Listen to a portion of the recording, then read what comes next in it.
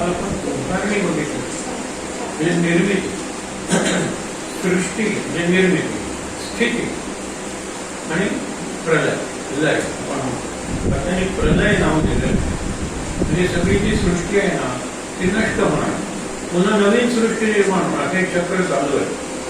तर पृथ्वीचं होईल अंत, भूतास मांडेल कल्पांत. भूत म्हणजे आपण सगळे निर्माण झालेले, पृथ्वीचा अंत होईल, आपला कल्पांत होईल. कल्प म्हणजे विशिष्ट काळ आहे, त्याला ब्रह्मदेवाचा एक दिवस वगैरे असं आपण म्हणतो. म्हणजे अनेक युग आहेत, त्या युगांची वर्ष आहेत, त्या वर्षानंतर एक कल्प सांगतो. तर खूप मोठा काळ आहे. तर लक्षात घ्या, ऐसा समाचार साध्यांत शास्त्री निरोप. म्हणजे धर्मशास्त्र वाक्य, पुराण वाक्य, तर त्याच्यात हा सगळा तुम्हाला समाचार म्हणजे हे सगळं वर्णन डिटेलमध्ये तुम्हाला तिथे मिळू शकेल. आपण काय बघणार आहोत, त्याचा आध्यात्मिक उपयोग कसा करून घेतात. पृथ्वीचा नाश कसा होतो हे ठीक आहे, पृथ्वी निर्माण कशी झाली ठीक आहे, माझा काय संबंध आहे त्याच्याशी. मी एक चांगला माणूस होण्यासाठी, माझी आध्यात्मिक प्रगती करण्यासाठी त्याचा काय उपयोग आहे. काल आपण तेच बघितलं ना की आता पृथ्वीचा असं सांगितलं, सृष्टी उभारणी अशी झाली आहे, मी कुठे येते. आध्यात्मिक उपासना हा आपला केंद्रबिंदू आहे, तो न सोडता. म्हणजे याच्या पुढचे जे समास आहेत ते उपासनेबद्दल आहे. पृथ्वीचं होईल अंत, भूतास मांडेल कल्पांत, ऐसा समाचार साध्यांत. आधी आणि अंत हे दोन्ही संपूर्णपणे शास्त्री निरोप केला. शतवर्षे अनावृष्टी, 100 वर्ष पाऊसच पडला नाही, काय होईल, प्रचंड उष्णता निर्माण होईल. शतवर्षे अनावृष्टी, तेने जळेल हे सृष्टी. पर्वत माती ऐसी पृष्टी, भूमीची तर्के. संबंध आपण म्हणतो ना, क्रॅक्स पडतात जमिनीला. आपण सुद्धा बघतो ना, दुष्काळ 2 वर्ष पडला तर जमिनीची काय हालत होते. शतवर्षे आणि शत म्हणजे अनेक वर्ष पाऊसच पडला नाही, नंतर पडत राहिला तर शतवर्षे पाऊस पडतच राहिला. एक अग्निप्रलय आहे, एक जलप्रलय आहे, सगळे पंचमभूत आहेत ना त्याचा प्रलय आहे. हे विचार करा. पुढे सांगे सिंदूरवरच बंधारा, इतक्या ज्वालासारख्या निघत आहे. ज्वालांचा जो रंग सिंदूरवर्ण, संपूर्ण पृथ्वी ज्वालांसारखी झाली. ज्वाळा लागती फणीवरा. फणीवरा म्हणजे आपली कल्पना आहे ना, शेष नाग आहे, त्या नागाने आपल्या मस्तकावर ती पृथ्वीचा तोल साधलेला आहे. त्याला त्या लागल्या ज्वाळा, तो असह्य झाल्या त्याला आणि तो विष ओकायला लागला. त्यामुळे आधीची आग आणखीन वाढली असं वर्णन आहे. बघा, त्या विषाच्या ज्वाळा निघती, तेने पाताळे जळते, महापावके भस्म होती पाताळ लोक. आधी काय सांगितलं, सिंधूरवर्ण सुवंधरा वसुंधरा म्हणजे पृथ्वी, ज्वाळा लागते फणीवरा म्हणजे शेष नागारा, तो आहाळून म्हणजे भाजून सरारा विष वमे, विष ओकायला लागला. त्या विषाच्या ज्वाला निघती, तेने पाताळे जळती, महापावके भस्म होती. पावक म्हणजे अग्नी, हा अग्नी एवढी उष्णता निर्माण होतं, सगळं पाताळ लोक आहे, सगळं भस्म होऊन जातं. तेथे महाभूते खवळती, प्रलय वाट सुटते. प्रलय वाटत रहे गुंता झाले, प्रलय पावक वाढती चौकडे. म्हणजे वारा व्हायला लागल्यानंतर जो अग्नी असतो, अग्नीच्या ज्वाळा सगळीकडे पसरतात, आणखीन पसरतात. पुढे बघा, त्याने 11 रुद्र खवळले. 11 रुद्र, आपण 33 कोटी जी म्हणतो देव आहे, त्याच्यात 12 आदित्य आहेत, म्हणजे सूर्याच्या 12 छटा आहेत. प्रत्येक महिन्यातला सूर्य निराळा आहे, त्याचं टेम्परेचर निराळे आहे, त्याच्या किरणाची लांबी निराळी आहे. होरायझन ज्याला क्षितिज म्हणतो, तिथे सूर्याचा अँगल निराळा आहे आणि म्हणूनच ऋतू होतात ना, हे लक्षात घ्या. त्यामुळे काय आहे की रुद्र खवळले. रुद्र म्हणजे शंकराचे ती 11 रूप आहे आणि महारुद्र म्हणजे हनुमान आहे. खवळले. पुढे काय झालं, तेथे 12 सूर्य, 12 आदित्य, 11 रुद्र, 8 वसू आणि 2 अश्विनी कुमार, असे ते 33 कोटी देव आहे. कोटी म्हणजे प्रकार, कोटी संख्या नाही आहे. कोटी इज नॉट करोड, कोटी इज आस्पेक्ट, डिफरंट. आपण म्हणतो ना, पैलू आहे. एक देव एकच आहे, त्याचे 33 पैलू आहेत. हे 12 सूर्य, ज्याच्यामुळे ऋतुचक्र होतं. 11 रुद्र म्हणजे आपल्या प्रत्येक इंद्रियाची एक देवता आहे, रुद्र देवता. रुद्र म्हणजे रडवणारे, तू तुझ्या मर्यादांचं पालन कर, नाहीतर एक क्षण असा येईल की आपण कितीतरी इंद्रियांच्या गोष्टी बघितलेल्या आहेत की जो मायकल आपण म्हणतो ना की तो मोहम्मद अली एक ठोसा मारून हे करेल, त्याला रुद्राने एवढं रडवलं की त्याला ऑलिम्पिकची ज्योत पेटवता येणार इतका पार्किन्सन झाला होता. त्याला चौघांनी धरावं लागलं. तो चांगला जगातला नंबर 1चा बॉक्सर, पण त्याला दुसरं उदाहरण दिलं होतं ॲबी बिकिला. त्यांनी 2 का 3 गोल्ड मेडल जिंकली मॅरेथॉनची. मॅरेथॉन म्हणजे सगळ्यात लॉंगेस्ट डिस्टन्स रनिंग रेस आहे. म्हणून तिथला जो इथिओपिया तिथला जो सम्राट आहे त्यांनी त्याला बॉडीगार्ड म्हणून नेमला. आता तुम्ही त्याच्याकडे जाल तर व्हील चेअरवर आहे, ज्याच्या पायाने जवळजवळ 40 किलोमीटरच्या या जिंकल्या. तो आज उभा राहू शकत नाही. ही रुद्रदेवत आहे. सावध राहायला पाहिजे. 11 रुद्र म्हणजे 10 इंद्रिय आणि 11वं मन. तुम्ही मर्यादेत राहा, शरणला त्यांना, आणि मग बघा तो रुद्र खवळणार नाही. नाहीतर रुद्र खवळतो. तुला डोळ्याचं सौंदर्य वाटतं की डोळ्यानं असं काही विकार होईल की कदाचित तुला दिसणंही नको. तुला हाताचं आहे, पॅरालिसिस वेळा त्याला. तुम्ही कधी गर्व अहंकार करू नका. ते रुद्रदेवता आपल्याला सांगते. त्याच्यानंतर काय झालं, 12 सूर्य कडकडले, पाऊक मात्र एकवटले. म्हणजे रुद्र खवळला, त्याच्यामुळे आग. सूर्य प्रकल्पायला लागले, त्याच्यामुळे आग. आणि आग लागलेलीच आहे. आग आग आग किती आग. म्हणून पावक म्हणजे अग्नी मात्र एकवटले, प्रलय काढले. पृथ्वीने वेरी सांडली तर पृथ्वीचा भुगा झाला. पावडर आपण म्हणतो ना, पूड. अगदी काय उरलं नाही पृथ्वीचं. अवघी ढगाळमान झाली, जळायला लागली. कोळसा जसा जळायला होतो नंतर राख होते ना, तशी पृथ्वी जळायला लागली. ब्रह्मांड भट्टी म्हणजे ब्रह्मांडाच्या भट्टी पृथ्वी जळून गेली. हा एक प्रलय झाला. एक असा जळोनी वेरी म्हणजे राख सांडली. विशेष महावृष्टी झाली. आता परत दुसरं चक्र सुरू झालं. अग्नी प्रलयात जे काही वाचलं असेल नाहीच. प्रलय म्हणजे नाशच एकंदरीत. महालय म्हणतो आपण, त्याला महाल म्हणतो. भाद्रपदातला दुसरा 15 आपण महाळाचा म्हणतो. महालय आहे तो. एका अर्थाने जी पितृ आपले पूर्वज वगैरे अडकून पडलेले आहेत ते जाऊन शेवटपर्यंत मिळाले. महालय हा महाळ, हा प्रलय, हा पृथ्वीचा प्रलय. काय सांगितलेलं आहे की विशेष महावृष्टी झाली, त्याने पृथ्वी विराली जळामध्ये. हा दुसऱ्या प्रकारचा प्रलय. खूप वर्ष पाऊस पडला, पृथ्वी विरघळून गेली. जशी हे आहेत ना जळामध्ये. त्याने प्रलय मेघ उचलले. पाणी होतं समुद्राचं, त्याने मेघ झाले. कठीण घोषे गर्जनाले, त्यांचा गडगडाट झाला. अखंड विजा कडकडले, ध्वनी गोष्ट. अखंड विजा कडकडत राहिल्या. सिंधू नद्या एकवटल्या. समुद्र आणि नद्याचा काही फरकच राहिला नाही, एवढा समुद्रावरती आला. तेणं नभीहून रेचवल्या. आणि नभीहून म्हणजे आकाशापर्यंत त्याच्या लाटा गेल्या. संधीच नाही धारा मिळाल्या. अखंड पाणी, सगळीकडे पाणीच पाणी. हा जलप्रलय आहे. मग आता अग्निप्रलय होता, हा जलप्रलय. सगळीकडे पाणी, दुसरं काही दिसणार नाही तुम्हाला. आपण म्हणतो ना, नो साईन ऑफ लाईफ.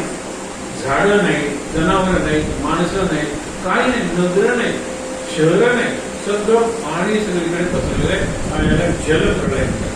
सप्त सिंधू 7 समुद्र आवरणी गेले. आवरण म्हणजे आकाशापर्यंत पोहोचले. आवरण वेढे मोकळे झाले. आवरण म्हणजे वातावरण. आवरण आपण म्हणतो ना, आवरण, आवरण, वातावरण. सगळे वेढे म्हणजे आता जे वेढे होते आपण म्हणतो ना की चक्रच ना, पहिल्यांदा ऑक्सिजन आहे, नंतर हायड्रोजन आहे, असं ते वातावरण आपल्याला दिसतं. ते पहिल्यांदा धुलीकण असते, नंतर वाफ असेल, असं सगळं ते गेलं, मोडून गेलं. कारण का, सगळीकडे पाणीच पाणी झालं. जलरूप झाले या खवळले. प्रलय पावक. आता प्रलय पाण्याचा झाला आणि पावक म्हणजे अग्नी झाला. हे 2 प्रलय झाले.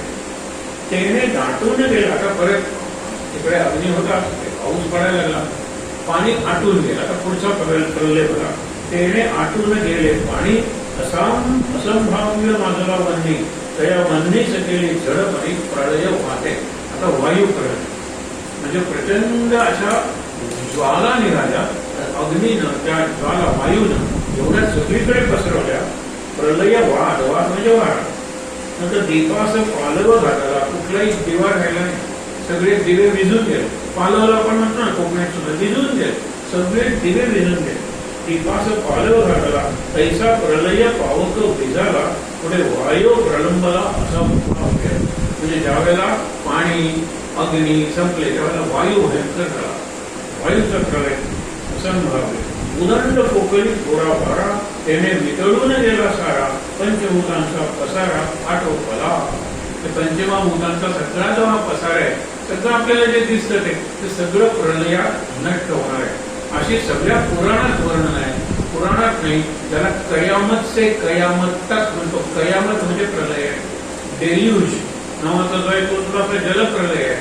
आणि म्हणून तुम्हाला सांगतो, प्रलयाची कल्पना म्हणजे सृष्टीच्या सर्व नाशाची कल्पना सर्व धर्मात आहे, सर्व संस्कृतीत आहे, इन ऑल कल्चर. आणि हे झाल्यानंतर काही स्तब्ध होतं सगळं, पुन्हा नवीन निर्मिती होते. ज्यावेळेला संपूर्ण सगळं संपतं आणि नवीन निर्माण होतं, त्याच्यामध्ये काय असतं? त्याच्यामध्ये ब्रह्म असतं, ओम असतो. ओम आणि ब्रह्म असतातच, ते कधीच नष्ट होत नाही. उलट कल्पना करा, कधीतरी ऐका, कल्पना पण वापरली पाहिजे. आपण कल्पना, नकारात्मक कल्पनेसाठी आपली कल्पनाशक्ती वापरतो. दुसऱ्याचा कसा नाश करता येईल, दुसऱ्याची कशी निंदा करता येईल, आपण स्वतःचाच घात करत असतो. असं आत्ता हे वर्णन वाटलं का नाही बघायचं? डोळे मिटून बसलेल्या सगळीकडे पाऊस पाऊस पाऊस पडतोय, 100 वर्ष पाऊस पडतोय, सगळं पाण्याखाली, का नाही बघायचं हे दृश्य? विवेक प्रलय म्हणून काल जो आपण केला तो मनाच्या पातळीवरच प्रलय आहे. तर प्रलयापर्यंत मी कसा थांबणार आहे? माझं आयुष्य एवढंच आहे. पण प्रलयात सगळं नष्ट होतं. अकस्मात सांडून या सर्व जाती, मीही तसाच जाणार आहे.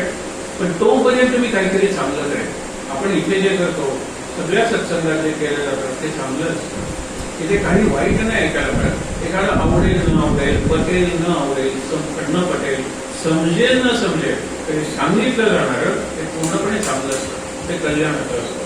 बघा पुढे काय सांगितलं ते, उदंड पोकळी थोडा वारा, त्याने वितळून गेला सारा, पंचभूतांचा पसारा आटोपला, दृश्य अलकल्लोळे नेले, म्हणजे धुमाकूळ मारला सगळीकडे. काय शेवटची बघा ना, की पडताय जसा लावा व्हायला आला, असा लावा रस त्याच्यातून येतो ना, ज्वालामुखीतून, होलक्यानो आपण म्हणतो, होलक्यानो आणि लावा सगळेजण जीवाच्या आकांतानं पडतात. एक बरं आहे, लावाचा वेग तेवढा असतो. सुनामी आल्यानंतर काय करणार? सुनामीचा वेग एवढा प्रचंड असतो. अशा वेळेला जी धावपळ होते ना, जीवाच्या आकांतानं त्याचं वर्णन केलेलं आहे की दृश्य अलकल्लोळ नेले, जड चंचल विटुळले, या उपरे शाश्वत उरले परब्रह्मते. उरलं फक्त परब्रह्म. तुम्हाला परब्रह्म कसं उरलं? नाही, उरतं ते परब्रह्म. काय उरणार आहे? काहीच उरणार नाही, त्यालाच परब्रह्म होणार. आणि परब्रह्म दिसत नाही पण असतं. त्यामुळे त्याची एक शक्ती असते, ती आपल्याला जाणवते ज्यावेळेला नवीन निर्मिती होते त्यावेळेला. ते लक्षात ठेवा. म्हणून महाप्रलयाचा शेवटचा आपण महाल करतो, त्याचा शेवटचा दिवस काय आहे? सर्व पितृ अमावस्या, सर्व पितरांना मुक्ती मिळू दे, त्याचा लय होऊ दे, इथे ज्या अडचण पडलेले जाऊ देत ते. त्याच्यानंतर येते ती घटस्थापना, नवीन सृष्टी निर्माण होते. आणि नवीन सृष्टी कोण निर्माण करते? तर मातृशक्ती निर्माण करते. म्हणून ते सगळी देवीची वर्णन असतात. महाकाली, महासरस्वती, महालक्ष्मी नवरात्र करतो ना. म्हणून ज्या वेळेला ऑल सोल्स डे ख्रिश्चन्स म्हणतात, त्यावेळेला आपल्याला आपण ज्याला म्हणतो महालय, त्याची अमावस्या सर्व पितरी अमावस्या. मला माझे वडील केव्हा गेले तिची माहित नाही, बरोबर. मला केव्हा ऍक्सिडेंट मध्ये गेले, कुठे काही नवीन परदेशात होतं नाही. सर्व पितरी अमावस्याला त्यांचं श्राद्ध कर. तर तुला ज्या पद्धतीने श्रद्धा व्यक्त करायचे, सर्व पितरी अमावस्या दिवस ठरले. त्याच्यानंतर लगेचच नवरात्र सुरू होतं. नवरात्र सृजन आहे. म्हणून काल आपण बघितलं की देवी समोर आपण माती पसरतो, त्या मातीत काही बीज लावतो आणि दसऱ्याला 10 दिवसात ती बीज एवढी रोपं होतात. मग ती रोपं टोपीत घालून आपण सीमोल्लंघन करतो आणि सांगतो की देवी हा तुझा प्रसाद आहे. जे सगळं नष्ट झालं होतं ते आता पुन्हा निर्माण होतंय, त्याचं मी स्वागत करेन. आणि बरोबर 6 महिने झालेले असतात. भाद्रपद अमावस्या वर्षाचे 6 महिने संपले आणि लगेच नवरात्र येतं. वर्ष सुरू होतं, रामनवरात्र येतं, चैत्र शुद्ध प्रतिपदा ते 9. अशी 2 नवरात्र असतात. एक राम नवरात्र चैत्रात आणि 6 महिन्यांनी अश्विनात देवी नवरात्र. हा कशाचा उत्सव आहे? सृजनाचा, म्हणजे निर्मितीचा उत्सव आहे. पुढे कहाणी निवड. काल तुम्हाला सांगितली की कहाणी मनोरंजक नाही आहे, पण उद्बोधक आहे. कळलं आपल्याला. आत्ता सांगितलंय तेच जरा निराळ्या रूपात सांगितलं. कोणी एक दोघे जण पृथ्वी फिरती उदासीन, चालक्रमाने लागून कथा आरंभली. कुणी दोघं फिरता फिरता कंटाळा. तेव्हा एक जण म्हणला, मी तुला गोष्ट तीही गोष्ट श्रोता पुसे वक्ते असे, कहाणी सांगावी बरवेशी, वक्ता आणि श्रोते अशी सावध आहे का? ती कहाणी कुठली आम्हाला सांगा ना. तो वक्ता म्हणतो काय नाही आहे का, एके स्त्री पुरुषे म्हणजे प्रकृती आणि पुरुष.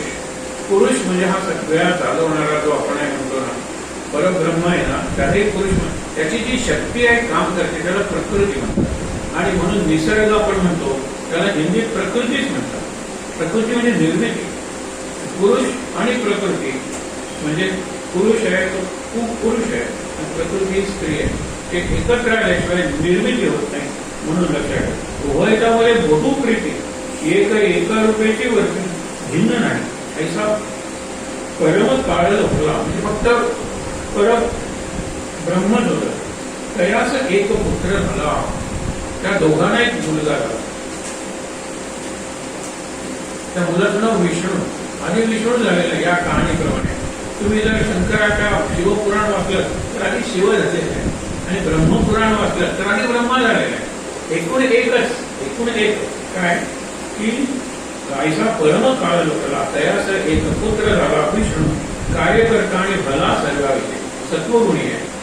तो मेंटेन करतो ना सगळ्यांना. विष्णूला किती काम करावं लागतं आणि भला सर्व विषय म्हणजे सर्वांचं कल्याण हे विष्णू आहे. त्याच्यानंतर पुढे जास्तही झाला कुमार ब्रह्मा झाला. तो पित्याहून आतुर म्हणजे आजोबा कोण आपण म्हणजे पहिला पुरुष कोण, पुरुष आणि प्रकृती. त्यानंतर कोण झाला विष्णू, त्यानंतर कोण झाला ब्रह्मा, त्यानंतर कोण झाला शंकर. म्हणजे शंकर हा पणतू आहे. हा विष्णू हा मुलगा आहे, हा नातू आहे आणि हा पणतू आहे. पुढे पणतू शब्द वापरलाय म्हणून तुम्हाला सांगितलं.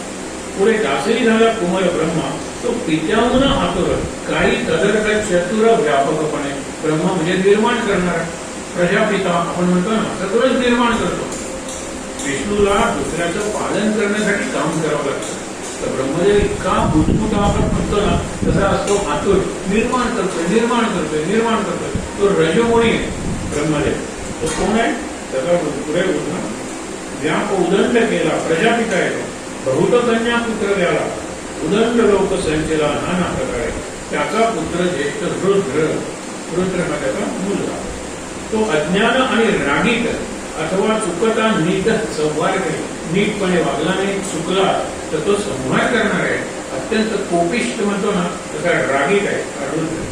पिता मूळ पुरुष उगाच पैशाला लक्षात ठेवा. लक्ष्य विष्णू बहुव्यापकेला लेख. पिता कोण आहे परब्रह्म. त्याचा लेख कोण आहे विष्णू. त्याचा नातू कोण आहे ब्रह्मदेव आणि त्याचा पणतू कोण आहे शंकर. ही ती कहाणी आहे हे लक्षात ठेवा. पिता मूळ पुरुष उगाच वैसला. लेखे विष्णू बहुव्यापकेला सर्वज्ञ जाणता भला ज्येष्ठ पुत्र. नातू ब्रह्मा त्याचे अर्ध जाणे. पणतू म्हणजे अर्ध ज्ञान. विष्णूला पूर्ण ज्ञान आहे, अर्ध ज्ञान कुणाला आहे ब्रह्माला आहे. नंतर त्याचा पुत्र ब्रह्मा बहुव्यापकेला सर्वज्ञ जाणता भला ज्येष्ठ पुत्र. नातू ब्रह्मा त्याचे त्याच्यापेक्षा अर्ध जाणतात. परंतु तो काहीच नेणे तमोगुण आहे. काहीच नेणे. तुम्हाला दोन कन्फ्यूज. हा जो शंकर आहे जो शिव आहे त्याच्याबरोबर ते सांगितलंय एक तीन शक्ती आहे. एक निर्माण करणारी आहे ब्रह्मदेव म्हणायचं, एक टिकवणारी आहे त्याला विष्णू म्हणायचं आणि एक नष्ट करणारी आहे. दोन कन्फ्यूज. शंकराला ज्ञान नाही म्हणजे काय. ही जी सृष्टी निर्माण नष्ट करणारी जी आहे तमोगुणी जी आहे ती अज्ञानी आहे. ती शक्ती त्याला आपण शंकर रुद्र नाव दिलं इथे. म्हणून नातू ब्रह्मा त्याच्या ते लेख सर्वांचे पालन करी. लेख कोण आहे विष्णू. सर्वांचे पालन करी. नातू मेळवी वर्षेवरी. नातू निर्माण करतोय काहीतरी मिळवतोय वर्षेवर निर्माण करतोय. परंतु चुकल्या संहार करी अकस्मात. बरोबर. नेमस्तपणे वंश वाढला. हे सगळं चालत असताना नीट वंश वाढला. त्याने कित्येक समारला विपट पडिले. विपट म्हणजे पटेनच झाले. थोर थोराला बेबंद झाले. ब्रह्मदेवाचे ब्राह्म म्हणायला लागले. ब्रह्मदेव श्रेष्ठ त्यांनी निर्माण केल्यानंतर विष्णू काय काम करणार. विष्णूचे वैष्णव म्हणाले ब्रह्मदेवाने निर्माण केलं विष्णूने जगवलंच नाही तर काय उपयोग आहे. बरोबर. नंतर शैव म्हणायला लागले शिवाचे. समजा विष्णूने सगळ्यांनाच जगवलं खायला काय मिळणार आहे. काही लोकांना मारायचं नको ते काम शंकर करतो. पण ह्यांना आपला देव महत्वाचा म्हणून अहंकार होता. एकमेकाचं पटेन असे झाले. थोर ठोराला. त्यानंतर घर कलह वाढला. ते नातू पडतू म्हणजे ते झगडायला लागले नाही, त्यांचे अनुयायी फॉलोअर्स भक्त झगडायला लागले. देव कशाला झगडतात बघा ना. त्यांनी सांगितले फार सुंदर एक वाक्य आहे रामकृष्णाचं, म्हणजे ती चित्रच आहे, गोष्टच आहे की विष्णू भेटायला निघाला शंकराला. विष्णू होता हत्तीवर बसलेला, शंकर होता नंदीवर बसलेला आणि हत्ती नंदी समोर आल्यानंतर एकमेक गुरगुरायला लागले. त्यांना ते सहन होईना. माझा श्रेष्ठ विष्णू हत्तीवरून खाली उतरतो, हा नंदीवरून खाली उतरतो आणि परस्पर आलिंगन देतात. हे बघून हत्ती आणि ते नंदी एकमेकाला आलिंगन देतात. ही चित्र दक्षिणेकडच्या मंदिरात खांबावर आहे, पूर्वी सांगितलं होतं. हे आलिंगन इतकं परफेक्ट आहे की बैलाला सोंड आल्यासारखी दिसते आणि हत्तीला शिंग आल्यासारखी दिसतात. तुम्ही हे बघा गुगलवर, हे आम्हीलं नाही, पण हे करतात कोण? विष्णू आणि शंकर एकमेकाला आलिंगन देतात. त्यांचा स्पर्श, त्यांचा सत्संग असलेले हत्ती आणि नंदी एकमेकाला आलिंगन देतात. पण शिवाची आपण म्हणतात गण, हे नंदी, भृंगी, शृंगी, नंदी सोडा, हे बाकीचे गण, वेताळ, भैरव, भूत, पिशाच हे आहेत. आणि इकडे माकडं आहेत ना, रामावतारातली माकडे, हे मात्र एकमेकाशी भांडत असतात. आमचा देव श्रेष्ठ, आमचा देव श्रेष्ठ. तिकडे देव एकमेकाला आलिंगन देत आहेत, देवाचे वाहन एकमेकाला आलिंगन देत आहेत आणि देवाचे जे, आणि म्हणून शंकराचार्य वगैरे जन्मतात. ते मग म्हणतात काही नाही, आपले 5 पंथ एकत्र आहेत, पंचायतन पूजा करूया. नंतर त्यापूर्वी दत्त निर्माण होतो की वैष्णव नको, ब्राह्मण नको आणि शैव नको, एकच दैवत गुरुदैव दत्त. त्याच्यात हे तिघे येऊन गेले. हे प्रयोग ऋषींनी केले.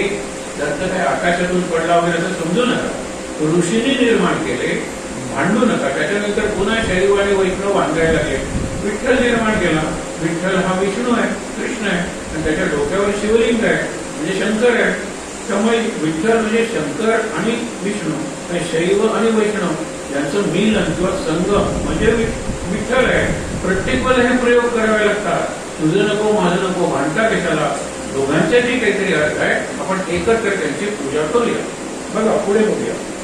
कोणी येथे हजाला, त्याच्यानंतर नेमस्तपणे वंशवाला त्याने कित्येक समाजाला विपट पट्टे पडले, चोर चोराला बेबंद झाले, घर कदव वाढला, त्याने कित्येक समाजाला विपट पहिले, परत ते रिपीट झाले. बाप लेख नातू पडतो, सकाळांचा जागा जाला निष्पातो. बाप, लेख, नातू आणि पडतो. बाप म्हणजे ब्रह्म, लेख म्हणजे विष्णू, नातू म्हणजे ब्रह्मदेव आणि पडतो म्हणजे शंकर. हे सगळे एकमेकात भांडायला लागले. आणि त्यामुळे झालं काय, बाप भांडत नाही, बाप फक्त बघतो, साक्षी येतो. सकाळांचा झाला निष्पातो, कन्या, पुत्र, हेतू, मातू, म्हणजे त्यांच्या मनातले हेतू, त्यांचे मातृ, सगळ्यांच्या कथा, सगळं अणुमात्र उरले नाही. सगळं नष्ट झालं. याचा अर्थ सगळी सृष्टी नष्ट झाली. आणि सृष्टी नष्ट होते का? होते. आपल्याकडे 4 युगांची कल्पना आहे. पहिल्यांदा असतं ते सत्ययुग असतं, त्याच्यानंतर असतं त्रेतायुग, त्याच्यानंतर सत्ययुगातले कोण आहे? ते सगळे ऋषी, यज्ञ करणारे, ते नरसिंह अवतार, वामन अवतार, हे सगळे सत्ययुगातले आहे.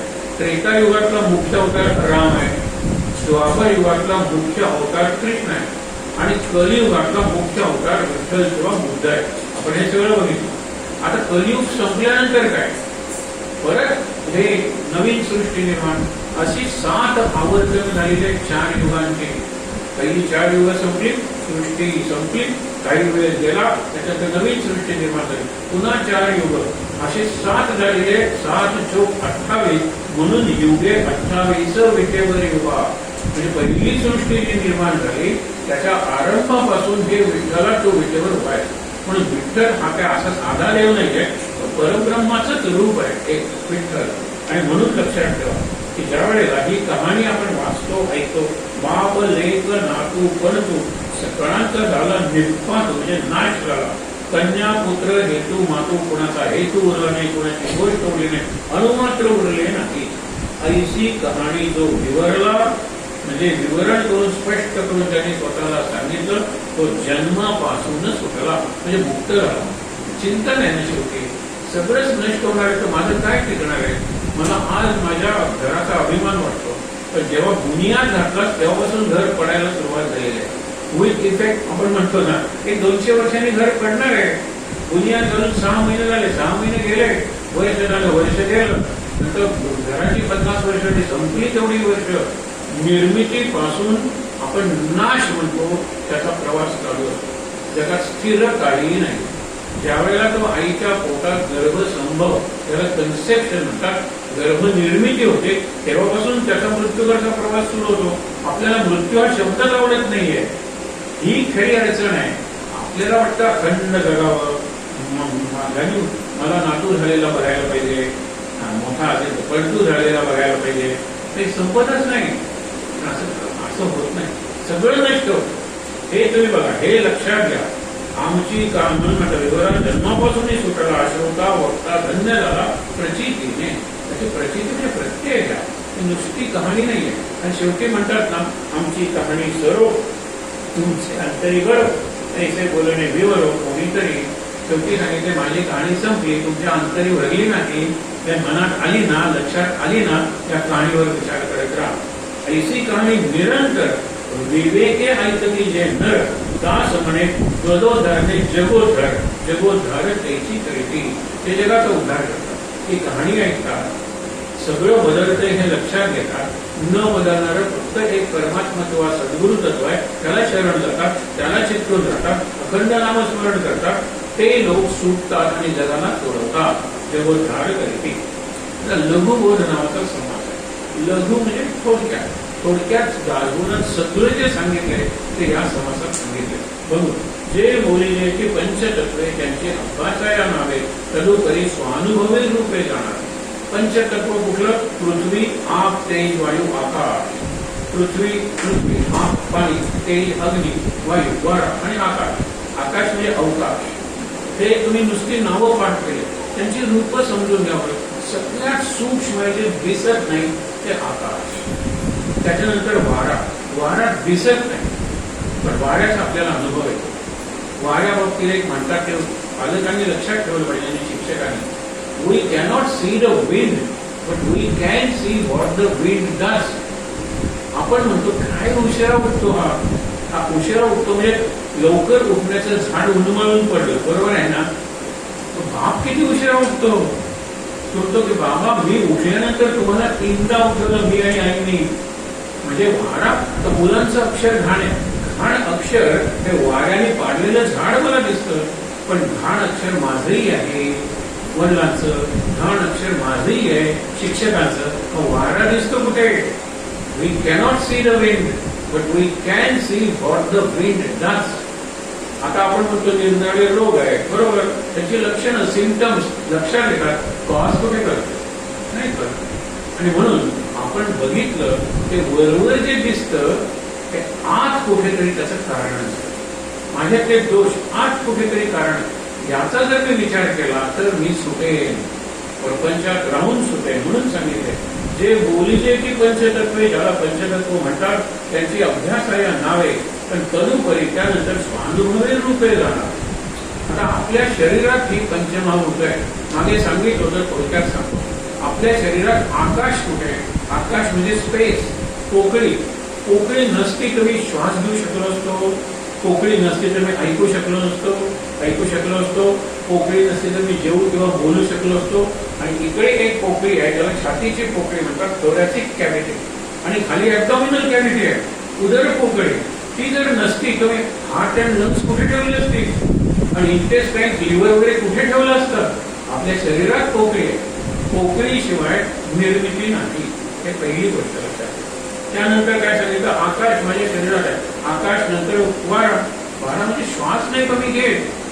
बाहेर तुम्हाला वायू म्हणतो, मी वारा घेतोय. हा पहिला वायू पटला. नंतर अग्नी. अरे शरीराचं टेम्परेचर हा अग्नी आहे, आणि हा अग्नी थांबला ना की माणूस मेला. आयुर्वेदात जठराग्नी म्हणतात. जठराग्नी शांत झाला, पेटलो होतो, भूक लागलेली होती, आणि भूक लागली, ऍसिड सिक्रेट झालेले ऍसिड, म्हणून ते पेटलंय. त्याला जर अन्न दिलं, आहुती दिली तर ते शांत होतं. त्याला जठराग्नी म्हणलेलं आहे.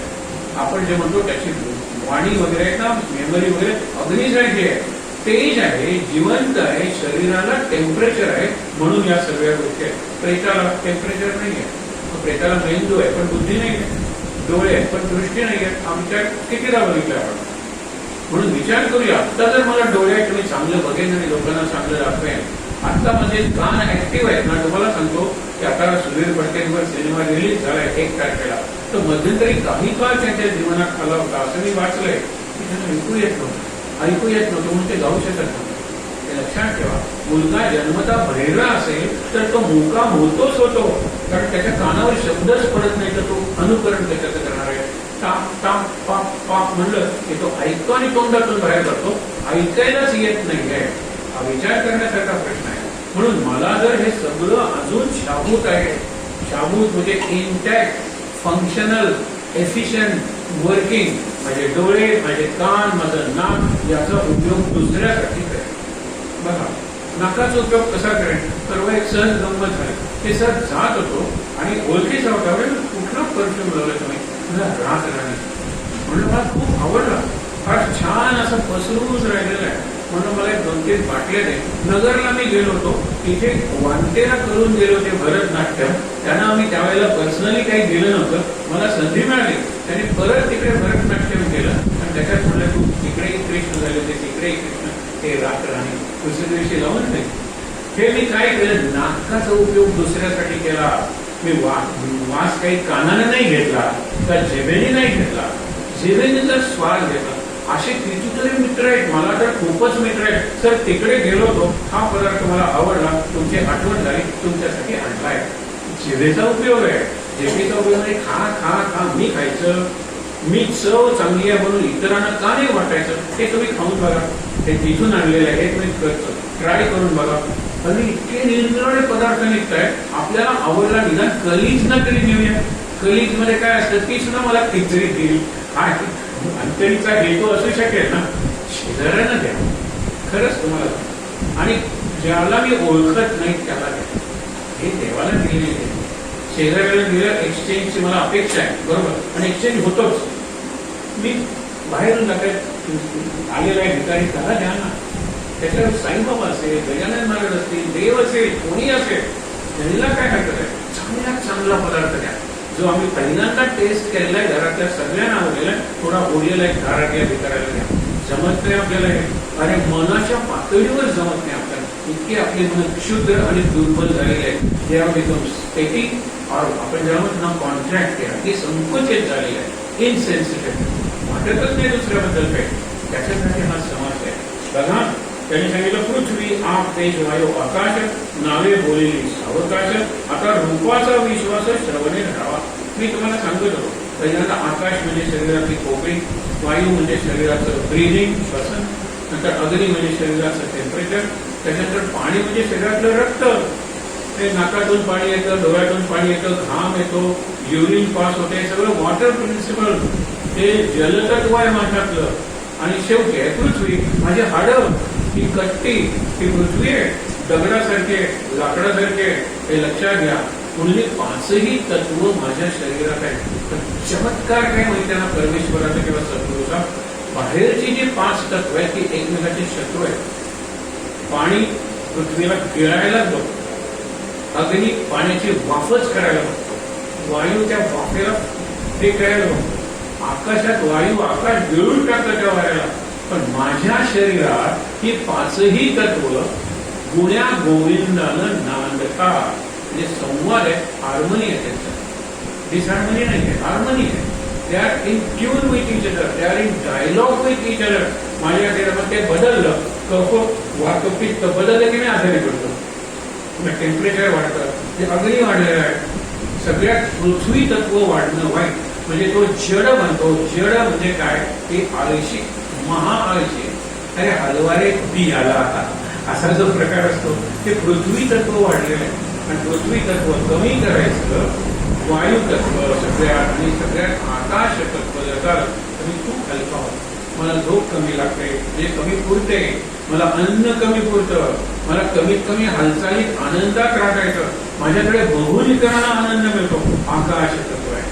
हे गुरु मिळवायला आलेले असतात त्या परमेश्वराला, किंवा मुक्त व्हायला आलेले असतात त्या आकाश तत्वावर असतात. आणि उदाहरण सांगितलं होतं, गुरुदेव रानडे, त्यांच्या लहानपणापासून त्यांच्या शरीरात एक रोग होता, त्यांना असं बसावं लागत होतं, मांडी घालून फार बसता येत नव्हतं. पुढे त्यांनी एवढी उपासना केली, गुरुला त्यांनी सांगितलं मला बसता येत नाही मांडी घालून, सतत मांडी हलवावी लागते, मला तर ध्यान लावायचंय. गुरुने प्रश्न विचारला की किती मिनिटं मांडी न हलवता तू बसू शकतो? दुसऱ्या दिवशी सांगितलं 6 मिनिटं. ते म्हणाले 1च मिनिट वाढवलं. ते म्हणाले 1 मिनिट मी वाढवलं आणि 3 महिन्यात मी 1.5 तास बसायला लागलो. मी वर्षाचं सांगत नाही, 6 तास 360 मिनिटं झाली ना रोज 1 मिनिट वाढवलं तर. मलाच कळलं की तासन तास मांडी न हलवता मी कसं बसायला. हे पुढे सांगितलं हळूहळू शब्द वापरलाय. त्याला गीता म्हणते क्षणैही क्षणैही. एकदम बदल करायला जाऊ नका.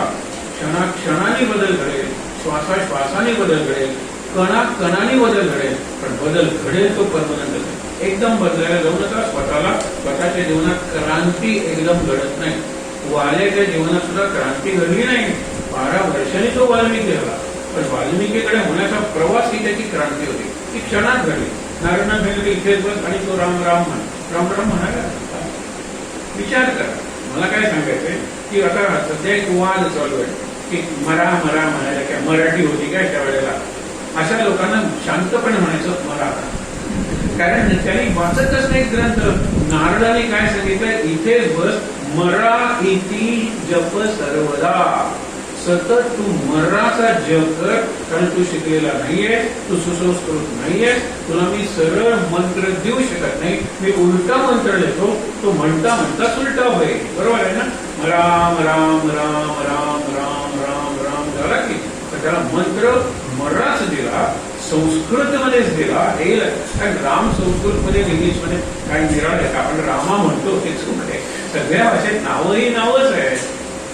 नाहीतर आम्ही निरनिराळे म्हणायचो लहानपणी. डू डाय डू, पांडुरंगला पांडू कलर हे म्हणायचो ना भाषांतर. हे काय इंग्रजी भाषांतर आहे का? डू डाय डू म्हणजे करमरकर. हे काय अर्थ आहे का? नावच आहे. नेम जर नेम. म्हणून विचार करा की त्यावेळेला हळूहळू बदल अपेक्षित आहे. त्यावेळेला निश्चित तो बदल आहे आणि तो टिकाऊ बदल आहे. एकदम बदल झाला तर दुसऱ्या दिवशी पुन्हा आपण पहिल्यासारखे झालेलो असतो. हळूहळू बदल.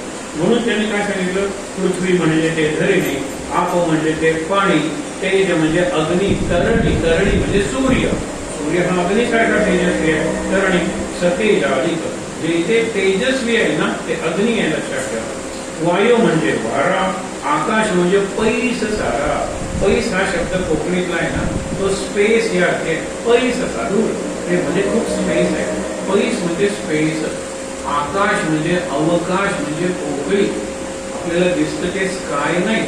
स्काय दिसतं, स्कायन्युअर दिसतं, त्या स्काय मध्ये ढग येतात. ते त्याच्या पलीकडे जी स्पेस आहे त्या स्पेस बद्दल सांगतात. ते पंचमहाभूत आहे. आकाश म्हणजे पैस सारा. आता शाश्वत ते विचारा आपले मनी. ते सगळे येतं आणि जातं. शाश्वत काय असा विचार करा. परब्रह्म हेच परब्रह्म, परमात्मा, परमेश्वर आणि पराशक्ती. 4 शब्द लक्षात ठेवा. किंवा एकच शब्द म्हणजे सद्गुरू. सद्गुरू शाश्वत आहे. गुरु येतात जातात, पण सद्गुरू पद बदलत नाही. सद्गुरुत्व बदलत नाही. म्हणून पुढे काय सांगितलंय बघा, अवकाश नाम मात्र आहे, तेही विचारिता न राहे. एवं पंचभूत कर. म्हणून त्यांनी काय सांगितलं, पृथ्वी रचते खचते. आता विचार करा मनाने. पृथ्वी रचते, निर्माण होते, खचते, नष्ट होते. हे तो प्रत्ययाचे येते. नाना रचना होत राहते सृष्टीमध्ये. म्हणून रचते ते खचते. जे निर्माण होतं ते नष्ट होतं, हे लक्षात ठेवा. त्याच्यानंतर काय, आप पाणी तेही आटवणं लागते. तेज ते प्रकट होऊन विझते. मेणवाट वगैरे किती वेळ लागणार, विझतं. ते आकाशातली वीज एवढी तेजस्वी असते, क्षणभर विझून जाते. म्हणून तेजही संपतं, वारेही राहे. अवकाश मात्र नाममात्र आहे, तेही विचारिता न राहे. एवं पंचभूतिक राहे, हे तो न घडे. पंचमभूत राहणार नाही. आकाश सुद्धा राहणार नाही. का मुलांनी एका प्रश्न विचारला, तर आकाशाचं काय? हे पृथ्वी पाण्यात गिळाली, पाण्यात गेली, वाफ झाली, वाफ गेली, त्याचं गिळ. आकाशाचं काय? आकाश गिळलं. कुणी गिळलं? ओंकार आणि परब्रह्माने. कसं गिळलं? अरे जसं निर्माण केलं तसं आकाश निर्माण झालेलं आहे. ब्रह्म हे आहेच आहे. ओम हा आहेच आहे. हे लक्षात ठेवा. परमेश्वर परब्रह्म आहेच आहे. नाही काय, बाकीचं सगळं नाहीये. ते तुम्ही टिकेल असं समजूच नका. आपली पृथ्वी कायम टिकेल, आपली इमारत कायम टिकेल, काही कायम टिकत नाहीये.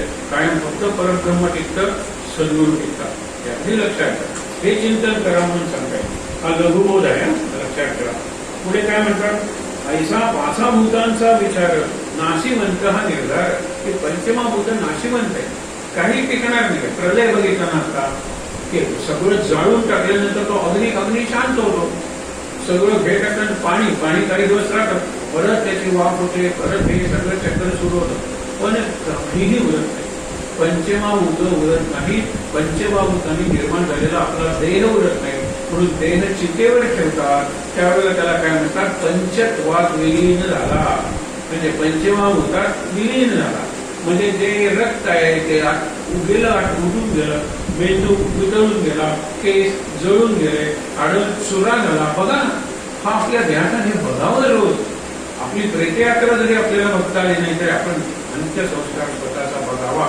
तर म्हणाले अपशकुनी आहे का? नाही, याच्या इतकं शकुनी काही नाहीये. याच्या इतकं स्वतःला आतून धैर्य देणारे काही नाहीये.